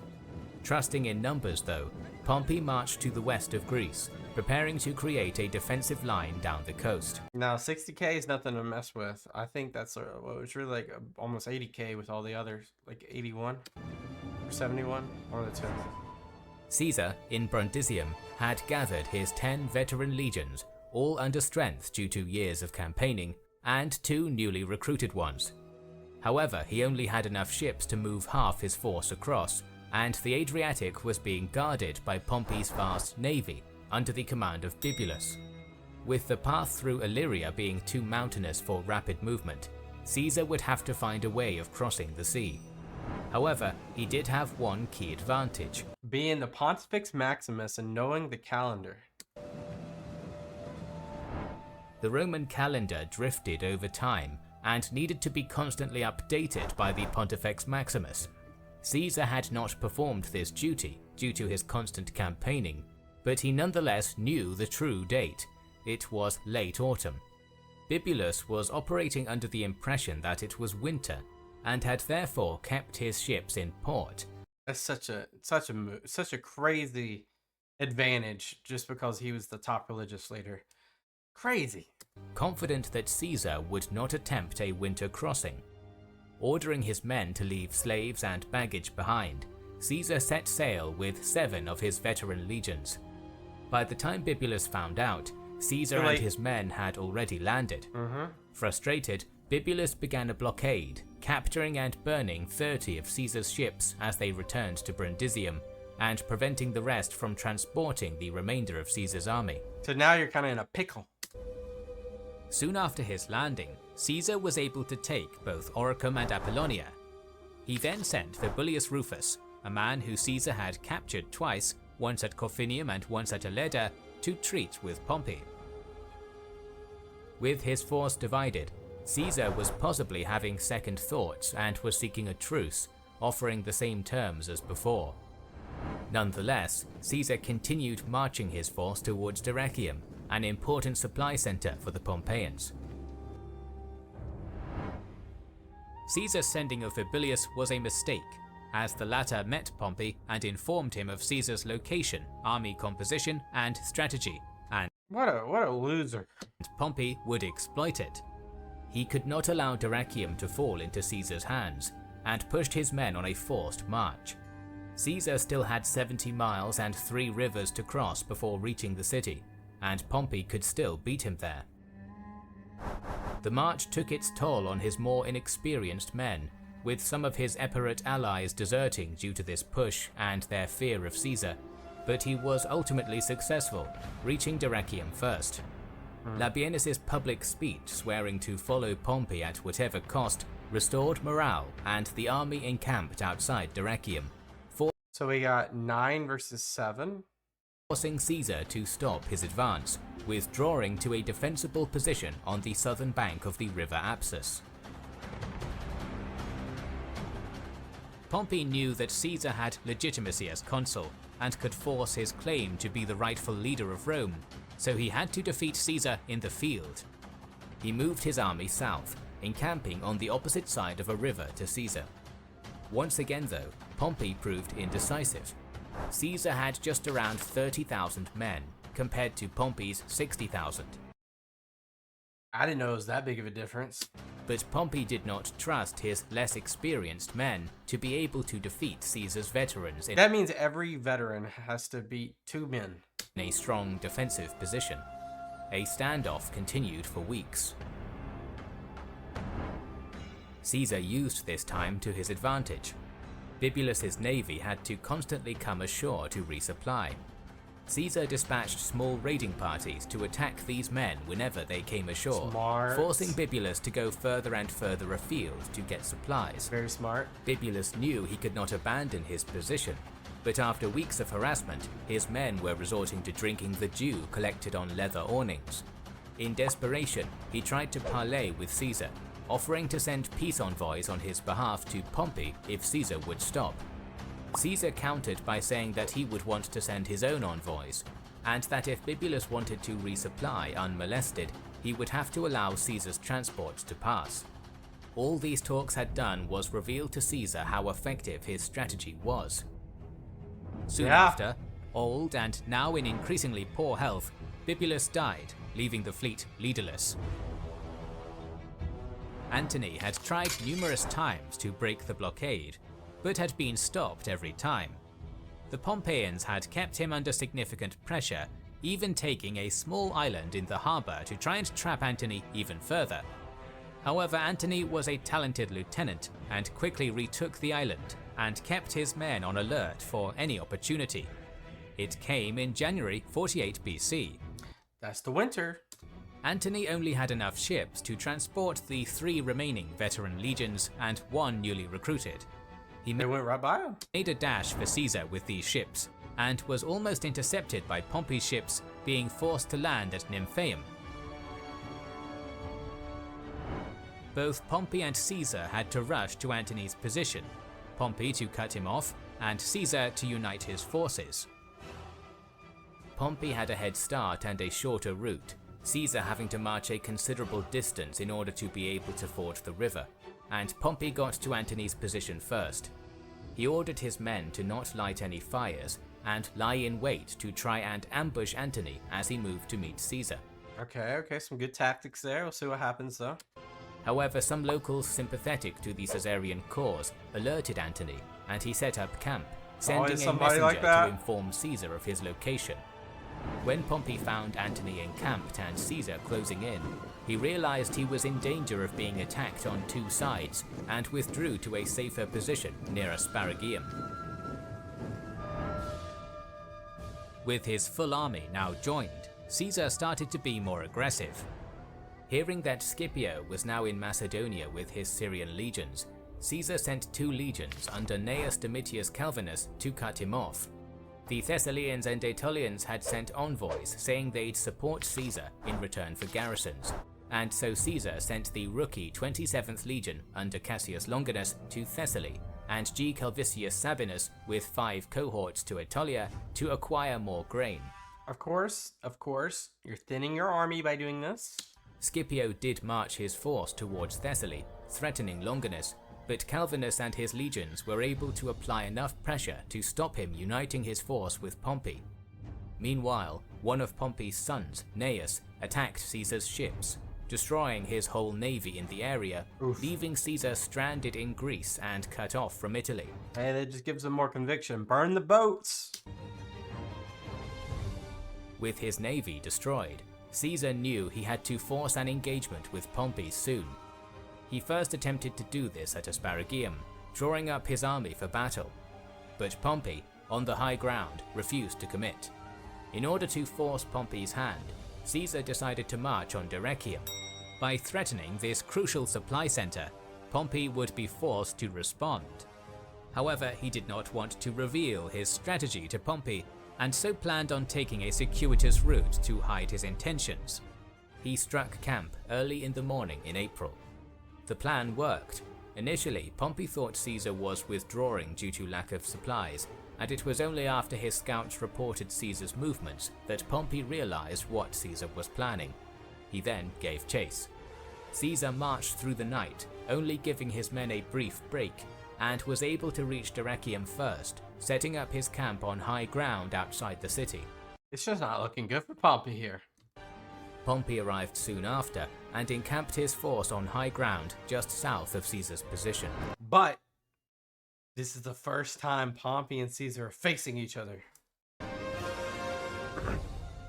Pompey's army outnumbered Caesar's considerably. 2-1 almost. Having sent part of his force to stall Scipio and part to southern Greece, Caesar had just 35,000 to 40,000 men and 3,000 cavalry. Pompey, on the other hand, had around 53,000 infantry and 7,000 cavalry. Crazy. Though Caesar's men were more experienced, Pompey did have the crucial advantage of having a better supply line. Using his navy, he could ship supplies from Dyrrhachium to his camp. Right, because this is Caesar giving chase. This is like Pompey's backyard, given the territory where he's at. Whereas Caesar would be forced to live off the land and requisition food from local tribes. Even this would be difficult, as Pompey's forces had already plundered the area in the previous months. Noting the particularly hilly topography of the area, Caesar decided to fall back on one of his most favored tactics and fortify the hills around Pompey's position, encircling his enemy and cutting off their supplies. Of course, he did this well against the Gauls. This would be a difficult task, considering the size of the armies. I think this is where you build a wall and they just keep building and they just keep building. But the natural topography simplified the task. When Pompey realized what Caesar was doing, he countered by constructing his own defenses. He ordered his men to fortify as many hills as possible, forcing Caesar to extend his own fortifications further and further, stretching his army. Frequent skirmishes broke out between the two forces, each harassing the other to try and slow their build. On one occasion, the 9th Legion, attempting to fortify a camp on a hilltop, came under intense masses of missile fire from the Pompeians on a nearby hill. Caesar, who was with the 9th at the time, ordered them to abandon the construction and retreat down the slope, commanding legionary engineers to place wattle screens to dig trenches behind to hinder the enemy from pursuing the legion. He then placed slingers in commanding positions to cover the withdrawal. The 9th was pursued by the Pompeian missiles and light infantry, who pushed the screens into the trenches to cross them. Caesar, fearing a rout, ordered Antony, commander of the 9th, to charge the Pompeians. In a brilliant display of discipline, the 9th immediately turned, flung their javelins, and charged back up the slope. The Pompeians... That's probably one of the first times I've seen Antony do something really well here for Caesar. Only being lightly armed, retreated, and the 9th was able to withdraw in good order. Soon after, Caesar's defences were complete. It was now late June. Due to his men's greater experience and discipline, he now had Pompey's force pinned against the sea. Of course, they do have supplies, so they can get it from the sea, but... This was a great achievement. A smaller, less supplied force had never done this before against superior numbers. Though low on grain, Caesar did manage to level the playing field by having control of all the sources of fresh water in the area. By the way, I'm just at awe. This military excellence right here. be able to to encircle an entire army, almost 2x your size, already have the city, have the high ground. Oh my goodness, this is masterclass. If you ever wonder who's a better general between Pompey and Caesar, this is proof right here. I'm not sure about the results of this battle though. Pompey was now forced to dig wells and rely on supplies from the sea. Furthermore, Caesar could now send his men further afield to gather supplies without fear of harassment. Pompey, however, was a skilled general and had his own strategies to keep Caesar under pressure, sending missile units to harass Caesar's lines at night, targeting the light of their campfires. He also attempted to bring his cavalry into play, which, stuck behind the fortifications, had done little so far. Boarding them onto ships, he sent them up the coast to Dyrrhachium. From here, they would be free from the Oh, so they don't have the city. I thought they had the city too. confines of the fortifications, and could forage without putting a burden on Pompey's supplies, as well as attack Caesar's line from the rear. Around this same time, in early July, Caesar received word that there were citizens of Dyrrhachium who were willing to be bribed and give him the town.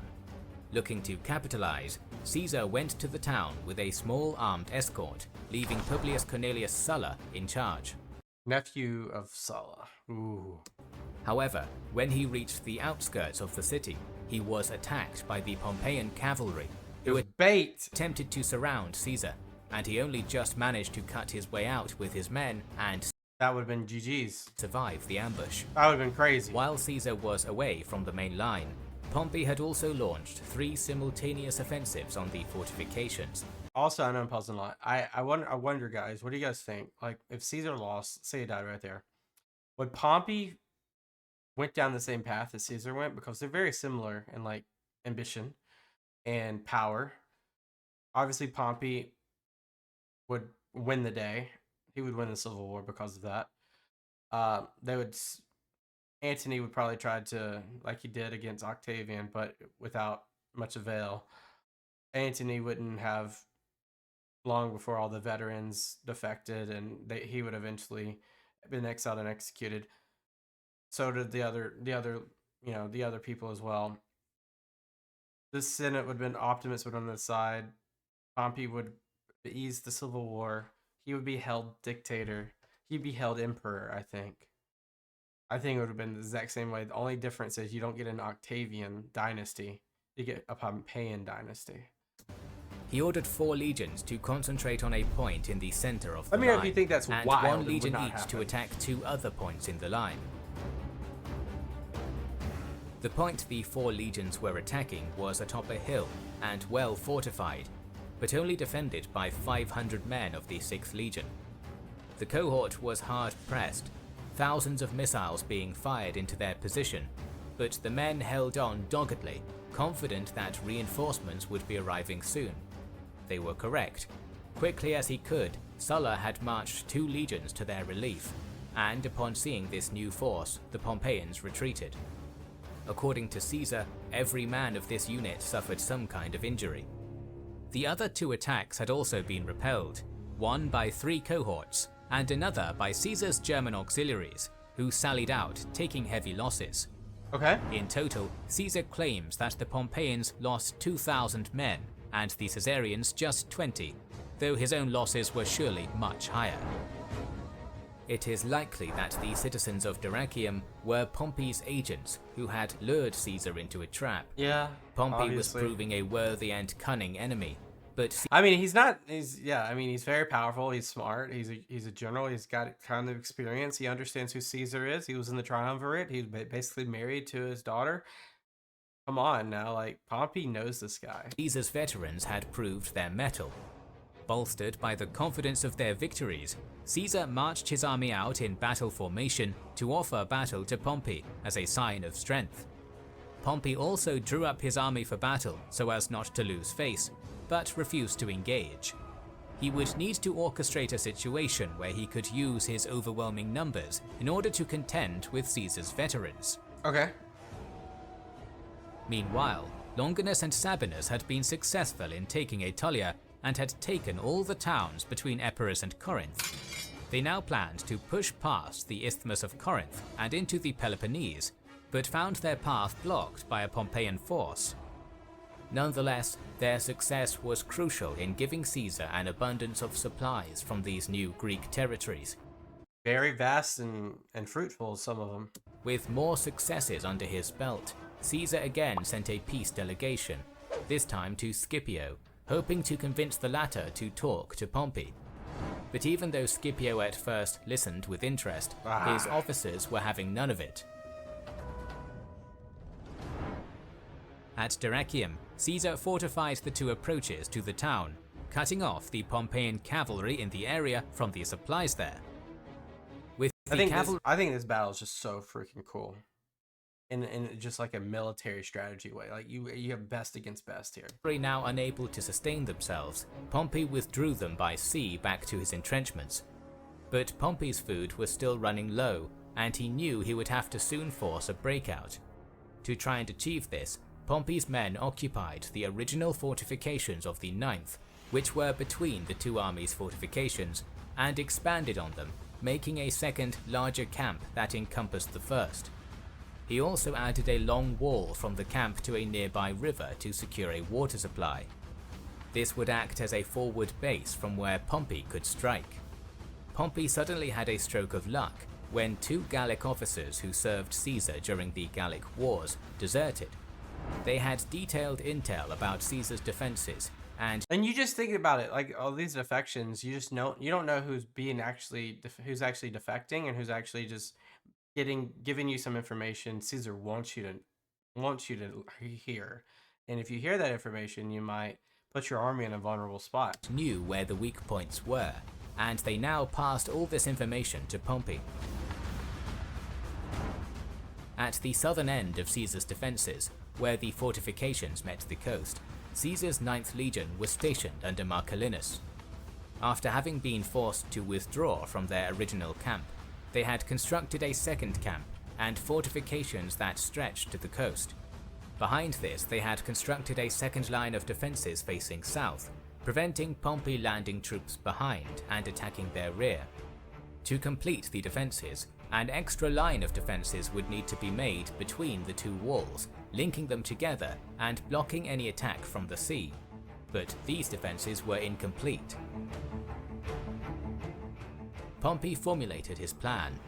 He would attack their inner wall with his legions, landing light infantry and missile troops to the south to attack the outer wall, while even more troops would be landed between the two walls. Doing so, he would attack the 9th from 3 sides. This took a lot of careful planning and timing, and he withdrew his legions from the 9th's old fort and behind his own lines to coordinate. After a couple of days of preparation, he was ready. He moved 60 cohorts of legionaries, around 30,000 men, to attack Caesar's inner fortifications, while the light infantry was moved by boat behind the outer wall. As they began their attack, more men were simultaneously landed at the gap between the entrenchments. There were only 2 cohorts of the 9th present at the time, the rest still being in camp. These 1,000 men now found themselves under furious attack from 3 sides by overwhelming numbers. Desperately, they tried to form a line and send word to Marcellinus for help, but the numbers were too much and the men broke and ran. As they did, they ran into the reinforcing cohorts sent by Marcellinus, causing chaos in the narrow gap between Look at that bottleneck, it's just a meat grinder. The walls. The Pompeians closed in on Marcellinus's camp. It's crazy that this is where it's happening. Which was now only defended by a couple of cohorts. Luckily, Antony, who was close at hand, managed to organize 6,000 men and came to their aid. Antony, twice now in this battle, has proved himself worthy of being number 2, stopping the Pompeian advance. He was soon joined by Caesar, alerted by smoke signals, and another 6,500 men. Both forces now had most of their men committed to this part of the line. While Pompey's main force had been pushing into the 9th's camp, more men had already begun construction of a fort outside of Caesar's fortifications to the south. The blockade had been broken. Caesar ordered his men to begin construction of a trench, plugging the gap between the two walls. While this was being done, Caesar's scouts spotted a Pompeian legion moving back into the 9th Legion's old fort. If Pompey took this fort, he would be able to make a link between his new fort in the south and his old fortifications. Yeah, and then he's got a way better wedge here. Caesar was determined to stop this from happening. Gathering around 17,000 men and leaving 1,000 This is the plan. to continue entrenching, Caesar took a circuitous route, concealing his force as long as possible, and then launched the attack. Woo. His left wing, where Caesar himself was, pushed into the fort, forcing the Pompeian legion back into the inner camp. Caesar's right wing, however, had stumbled across the Pompeian entrenchments that led to the river. Thinking these were part of the fort, they followed them, looking for a gate through. They're gonna find their way to rout these people. When they reached the river and realized their mistake, they managed to break down points in the defenses, breaking through, followed by the cavalry, but they had wasted precious time. Pompey had seen what was happening and sent all his heavy infantry, 25,000 men, to assist the legion in the fort. Dang, this is just created such a small subset of the whole area. Cavalry rode ahead of the legions and fell upon the Caesarian cavalry of the right flank, routing them almost instantly. The infantry around them, seeing their comrades fleeing and Pompey's men closing in, also ran. The narrow passages they had made through the entrenchments became clogged, and some men took to jumping from the ramparts into the ditches to try and escape. Many were trampled to death. Wow. Inside the fort itself, Pompey's legion was fighting back with renewed courage. This isn't looking good for Caesar. Caesar's left, afraid that they were about to be trapped inside of the narrow confines of the fort, also began to break, retreating through the gate. Caesar tried to stop the rout, grabbing onto fleeing standard bearers and ordering them to stand their ground. One, overcome by panic, even tried to stab Caesar, but he was saved by his bodyguards. Yeah, you're donezo for trying to do that, buddy. Caesar's entire force that had been committed to the attack had retreated, broken. But Pompey, fearing Caesar had laid a trap, did not pursue, and the narrow breaches in the defences stopped his cavalry pursuing further. If he had, he may well have been able to destroy Caesar's army. In total, Caesar gives his That's twice now during this battle. The Civil War could have been over. dead as being 32 officers, centurions and tribunes, almost 1,000 legionaries, and 200 horsemen. He had also lost as many men as prisoners, perhaps as many as 1,000. On the orders of Labienus, all of these men were killed. Dang. You can tell who has the will of the people. At the end of the day, it's decimation if you are against Caesar. Sorry, if you are for Caesar. Pompey was hailed as imperator, but as a sign of respect, refused the symbolic bay leaves that went with the title. Right, like a grass crown. Due to his victory being over fellow Romans. Caesar, after having committed almost 3 months to the battle, pulled away his full force from Dyrrhachium, defeated. The Pompeians took this as a full retreat, and word was sent to Eastern kings that the war was already won. However, Pompey had failed to strike a killing blow. He had done well to break out of Caesar's encirclement, but had missed the opportunity to use his overwhelming numbers. Caesar was a dangerous enemy and could not be left any space to regroup. Nonetheless, Caesar was able to carry out an ordered withdrawal of his army with only light harassment from Pompey's forces, pulling back to Apollonia. As he did so, he comforted his men, saying that just as Gergovia had preceded Alesia, so too would this defeat at Dyrrhachium be followed by a far greater victory. Still, Caesar was in a precarious position. The army under his command was now heavily depleted, and his other legions were scattered around Greece, 2 under Domitius Calvinus around Macedonia, and 1 in southern Greece under Longinus and Sabinus. Following the defeat at Dyrrhachium, Caesar was in a precarious position. The army under his command was by now heavily depleted, Not and happy. his other They're not happy either. They're probably pissed that they had Pompey just cornered.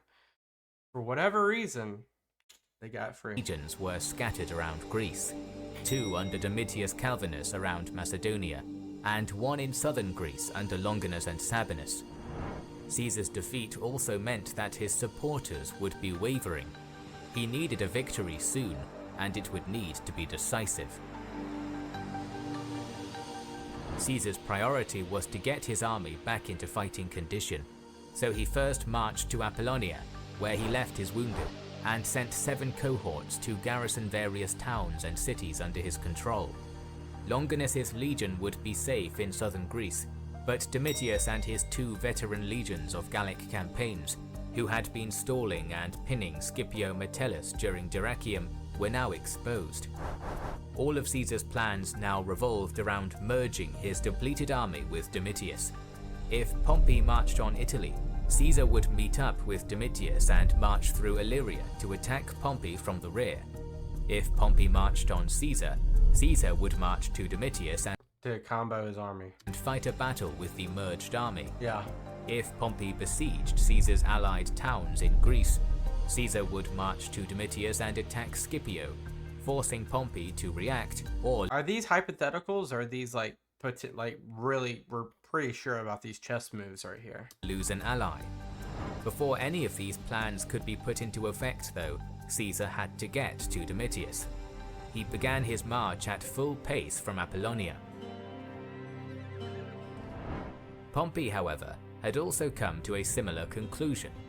If Scipio was caught unsupported, his legions would surely be lost. Both Caesar and Pompey were once again in a race with each other, each hoping to reach their ally before the other. It looks like Pompey has a faster route, but I could be wrong. Leaving Cato in control of Dyrrhachium, Pompey began his march to Scipio. As he did, he took measures to slow Caesar, spreading the word of his defeat at Dyrrhachium, and as Spreading the word of his defeat. Yeah. a result, Caesar found little support on his march, Dang. and his scouts and messengers found it impossible to reach Domitius. When both armies were just 4 hours from the positions of Domitius and Scipio, Caesar had a stroke of luck. Some of the Gauls who had defected to Pompey at Dyrrhachium had yet another change of heart, racing to Domitius and warning him of Pompey's approach and Caesar's location. Armed with this knowledge, Domitius was able to safely reposition and merge with Caesar. Caesar's whole army in the region, aside from the 27th, was now united. Nonetheless, Pompey still held the upper hand.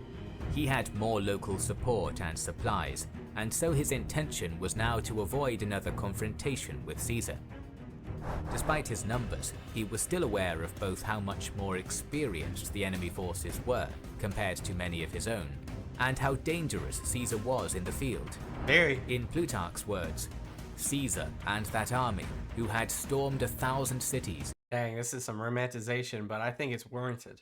subdued over 3,000 nations, gained numberless battles of the Germans and Gauls, taken 1 million prisoners, and killed as many in the field.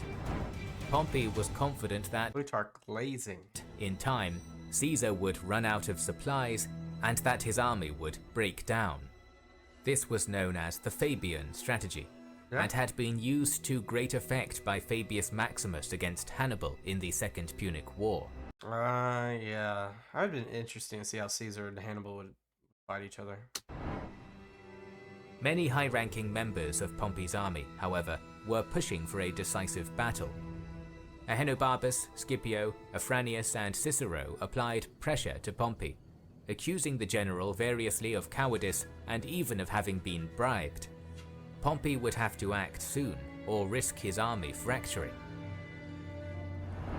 This is very familiar in terms of like the setup right here, because I've seen it before. I haven't seen this video though. It almost feels like it's just gonna come down to the last, like who can win the day in terms of like the man in front of you. Caesar, on the other hand, had wasted no time. He marched quickly to Gomphi, an important town with many supplies and home to the praetor of Thessaly, Androsthenes. Androsthenes had previously promised his and Thessaly's support for Caesar, but following Dyrrhachium had defected to Pompey, closing the gates of the city to Caesar. We'll see what you guys want to do after this battle. Caesar did not have the supplies or time to conduct a prolonged siege, so he decided to storm the town. The attack started at 3 in the afternoon and was all over by sunset. Dang. A number of nobles, likely including Androsthenes, committing suicide. Despite their defeat at Dyrrhachium, Caesar's veterans were still a force to be reckoned with. There's Pharsalus. After resupplying, Caesar marched to Metropolis, which surrendered upon hearing the fate of Gomphi. Yeah, we don't want to be like Many other towns soon followed suit, and Caesar soon had enough local support to resupply his army for the time being. Pompey knew that if he could keep Caesar pinned in Thessaly, he would still eventually run out of supplies and be starved out. But the pressure from his officers was continually mounting. Finally, Pompey relented to their demands and marched his army to Pharsalus to give battle, setting up his camp on the high ground. Morale amongst Pompey's men was high, and his officers were confident of victory. They had a huge numerical advantage and had already defeated Caesar once. In a very interesting circumstance of that. Already talks were being had about who would be the consuls and praetors after the war, and who would get the property of Caesar and his allies. They were very confident. And who would hold Caesar's position of Pontifex Maximus after his defeat. According to Caesar, they were not concerned with the means by which they could gain the upper hand, but with the way in which they ought to use their victory. Their confidence was not unfounded. Pompey's army numbered around 47,000 infantry and 7,000 I thought it said 500 infantry. I was like, what? Yeah, this is crazy. Difference. Cavalry. Caesar's army, on the other hand, now numbered only around 21,000 infantry and 500 cavalry. It's like Second Punic War numbers in terms of like the advantage the Romans have, or the Pompeians have. According to his own account. It is likely that Caesar underplayed his numbers, and Appian suggests he had nearer 30,000 infantry and 2,000 cavalry, as Caesar failed to add his auxiliaries to his total. Okay. Caesar was equally confident though. His army was not as numerous, but it was more experienced and disciplined. Only a handful of Pompey's legions were true veterans, most having been recruited specifically for the war and only having seen their first action at Dyrrhachium. While the bulk of Pompey's infantry were Roman legions, they were supported by auxiliaries and allies from the east, making up the majority of light infantry and cavalry. These men, though all skilled warriors, would not have been trained to fight in the Roman style, and the multitude of languages spoken in Pompey's army would have made coordination difficult. The men Caesar had under his command were from his 10 veteran legions, all of whom That's how long they've been serving. Had fought with him 10 since years his Gallic even. campaigns, some for as many as 12 years. 12! If you know somebody from 12 years ago, that's somebody you died for. Every day, Caesar would march his army out of the camp to the base of Pompey's hill, offering battle. Pompey, As an eagle, it must be an omen. each time refused to commit, pulling his men out of camp but never moving from the high ground. It was clear that he was still not wholly committed to a pitched battle and did not want to give up his advantageous position, only being willing to commit to minor skirmishes. While these maneuvers were going on, Caesar also mounted some of his infantry, drilling them each day to increase his cavalry to 2,000. That's awesome. It was still much less than Pompey's, but enough at least to stall them.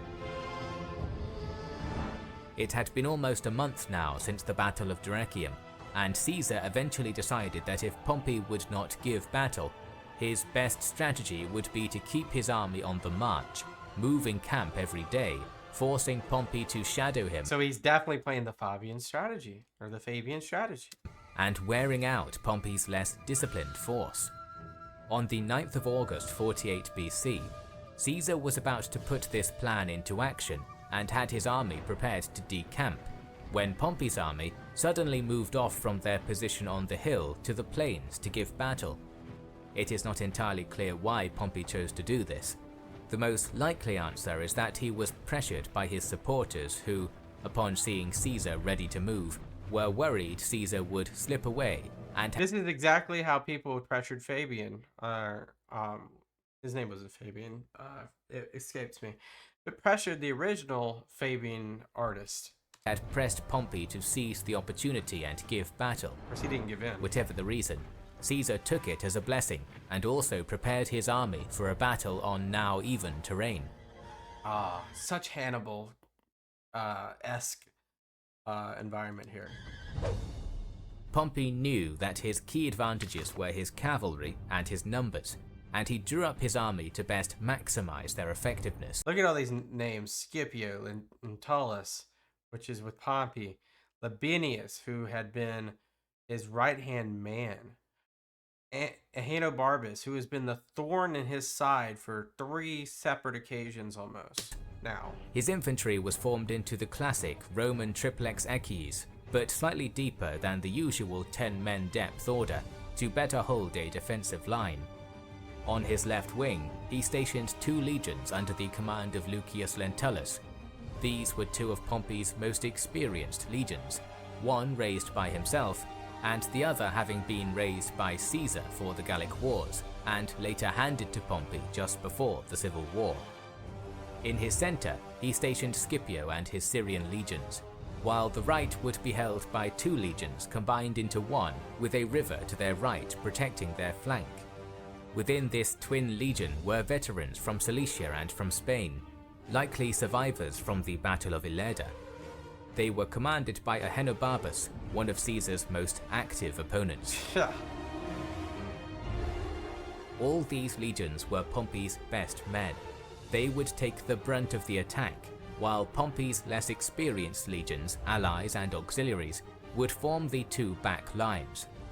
This is like the 2007 New England Patriots, if you guys know NFL football, maybe not, versus, I don't know, a college team with some spunk. Now, that's underselling Caesar's army and how good they are, but it feels that way. On Pompey's extreme left were his 7,000 cavalry, under the command of Labienus, supported by Pompey's skirmishers and archers. A further 2,000 infantry were held in reserve in Pompey's camp, under the command of Afranius and Pompey's son Gnaeus. Pompey positioned himself on the left. His plan was to use the tactic of his hero, Alexander the Great, with Ahenobarbus and the river guarding his right flank. Oh my, are you really going to try to pull that one off? Pompey's infantry would hold the line, while the entire cavalry force would flank left, destroying Caesar's cavalry before falling on his legions from behind, becoming the hammer to the anvil of the defending legions. Yep. Caesar also drew his army up in the triplex equies formation. The 10th Legion, Caesar's personal favorite and some of his best troops, were stationed on his right opposite Pompey. These men were commanded by Sulla, who had distinguished himself at Dyrrhachium, and this was also where Caesar positioned himself. On the left, Caesar positioned 2 of his other most experienced legions, the 8th and 9th, with the river to their left. And Mark Antony has done well in the previous engagement, so we'll see what he does here. These 2 legions had suffered so many casualties over recent campaigns that they were ordered to work as one legion under the command of Antony. Okay. The center would be held by the 11th and 12th under the command of Domitius. Caesar's remaining legions filled the 2nd and 3rd lines, the 3rd having strict orders to not engage until Caesar gave the signal. In order to match Pompey's line, Caesar had to stretch his own thin, only 6 men deep. Caesar's cavalry was stationed opposite Pompey's. They were hopelessly outnumbered, and Caesar was well aware that they would not be able to stall Pompey's horse for long. As such, he also pulled 3,000 men from various legions, arming them with spears, forming them into a fourth line. Anti-cavalry, just in case that Alexandrian tactic works well in an early period. Caesar was the one to begin the engagement, ordering his front two lines to charge Pompey's. Okay. Caesar's men expected Pompey's infantry to countercharge, as was standard military custom, but they instead stood fast, holding their line. Weird. In a brilliant display of discipline, Caesar's men spontaneously halted mid-charge and reassembled. After a brief pause to regain their stamina, they moved slowly forward, only breaking into a charge once again when nearer to Pompey's line. Javelins were hurled from both sides, and Pompey's men, braced and with interlocked shields, held the line. An intense melee ensued with brutal close quarters fighting. Best against best. Pompey now put his plan into action. Labienus led the Pompeian cavalry to Caesar's right flank, supported by the skirmishers and archers, smashing into the Caesarian cavalry. Caesar's men could not hold off the onslaught for long. So these people that moved forward, I guess they're only under like officers now, like because Antony and Calvinius and everyone else is back. So I'm guessing they're under officer leadership because they can't talk to each other. Gradually being forced back before retreating entirely. They had, however, performed their role. Whilst Pompey's cavalry had been fighting with Caesar's, Caesar had given the order for his fourth line of spear-armed infantry to wheel around and face Labienus and his cavalry. The Pompeian cavalry had been preparing to charge Caesar's legions in the rear, but with Caesar's cavalry acting as a screen, they hadn't seen Caesar's fourth line move into position, and now they found themselves being attacked by 3,000 heavily armoured spearmen. Pompey's cavalry, though numerous, were not heavy cavalry, and many were young nobles with little experience of warfare. Fighting veteran spearmen head-on was not something they were cut out for. They were routed quickly. Dang, so that's literally the plan. So now it's brute against brute. Being forced to retreat to the distant high ground to try and regroup, but the damage had already been done.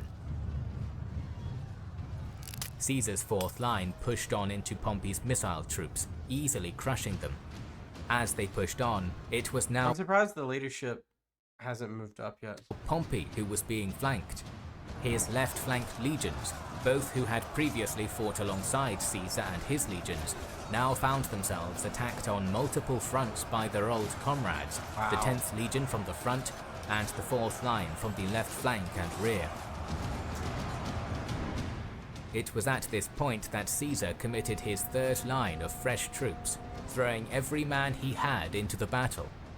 Under this huge pressure, Pompey's line began to break, starting with the 1st and 3rd. This was also where Pompey had stationed himself. He's got to get out of there.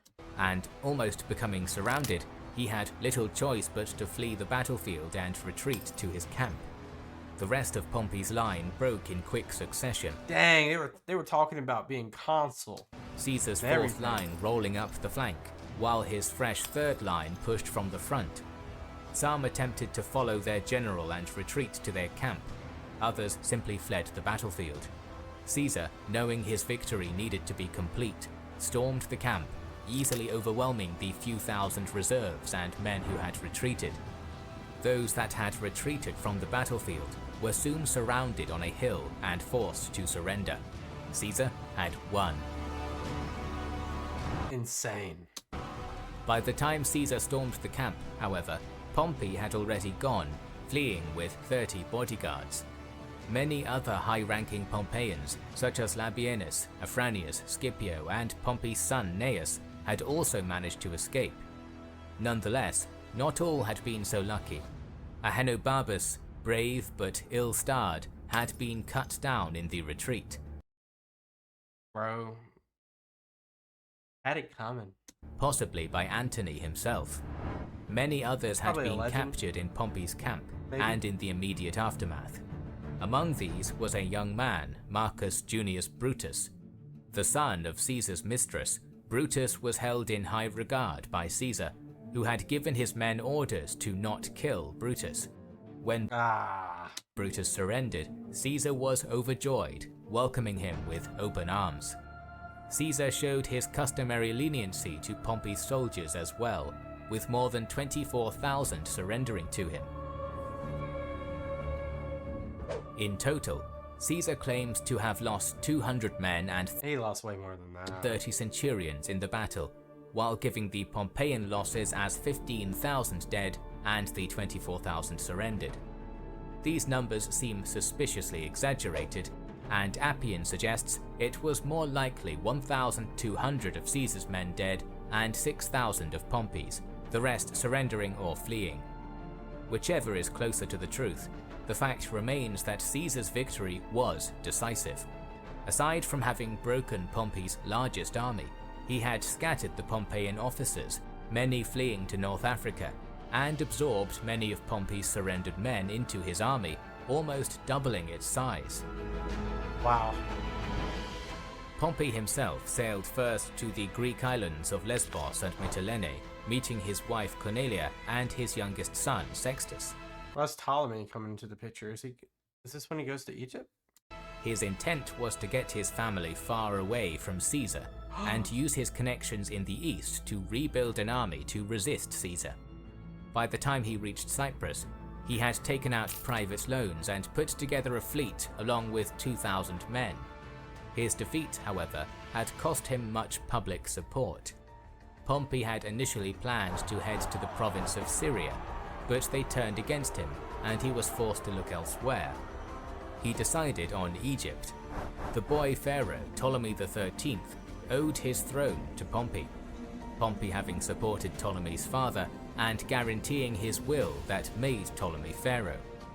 Pompey had also lent a number of officers and soldiers from his eastern command to the pharaoh's army. Confident he would find support there, Pompey sailed to Egypt. He was met off the coast by a small rowing boat, which would take Pompey to shore. Aboard were a man called Savius, the head of the Egyptian army Achillas, and an ex-officer of Pompey's, Lucius Septimius. Pompey's wife was worried about this lack of pomp and suspected something was not right, but Pompey was reassured by the presence of Septimius.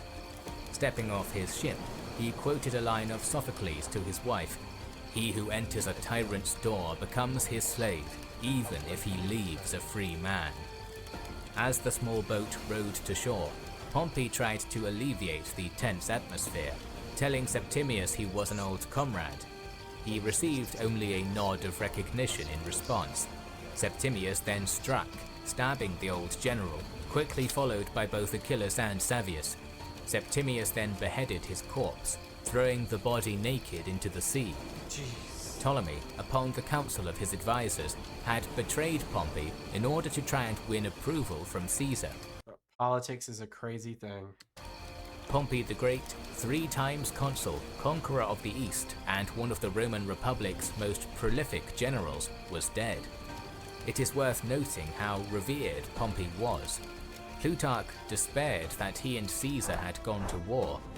Had they been willing to enjoy the fruits of their labors in peace and tranquility, the greatest and best part of the world was their own.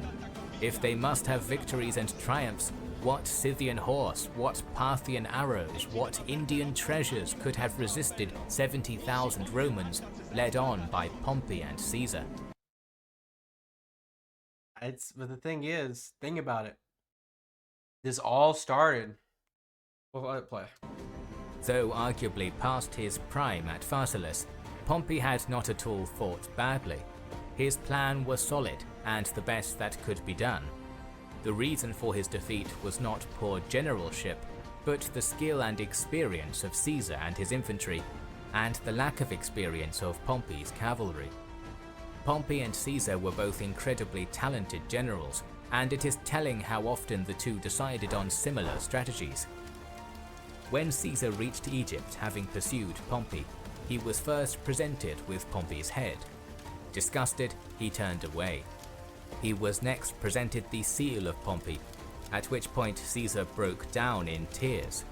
Though enemies in later life, It is worth remembering that Caesar and Pompey had been political allies for around 8 They've been family, really. years, had effectively ruled Rome together, and had even been related by marriage. Yeah.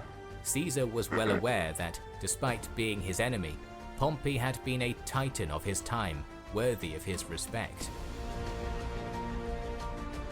Caesar's victory marked a turning point in the war. It was now the Optimates who would find themselves on the back foot. Nevertheless, the war was far from over. Pompey's staunchest supporters, Cato, Scipio, and Pompey's sons, Gnaeus and Sextus, had all fled to North Africa to continue the resistance. With them also was Labienus, now undoubtedly the best commander among the Optimates. Wow. The war against Pompey was done, but the civil war was still ongoing, and there were external enemies daring to challenge Caesar. In our next video, we will talk about Caesar's And I can't wait. That's what we'll pause right there. Let's talk. First off, yeah, thinking about what Plutarch said, this could have been crazy having these two fought alongside each other. Who knows what they could, how the government would have worked with, Cicero's still alive. You got a lot of Optimates that would not want a powerful Caesar.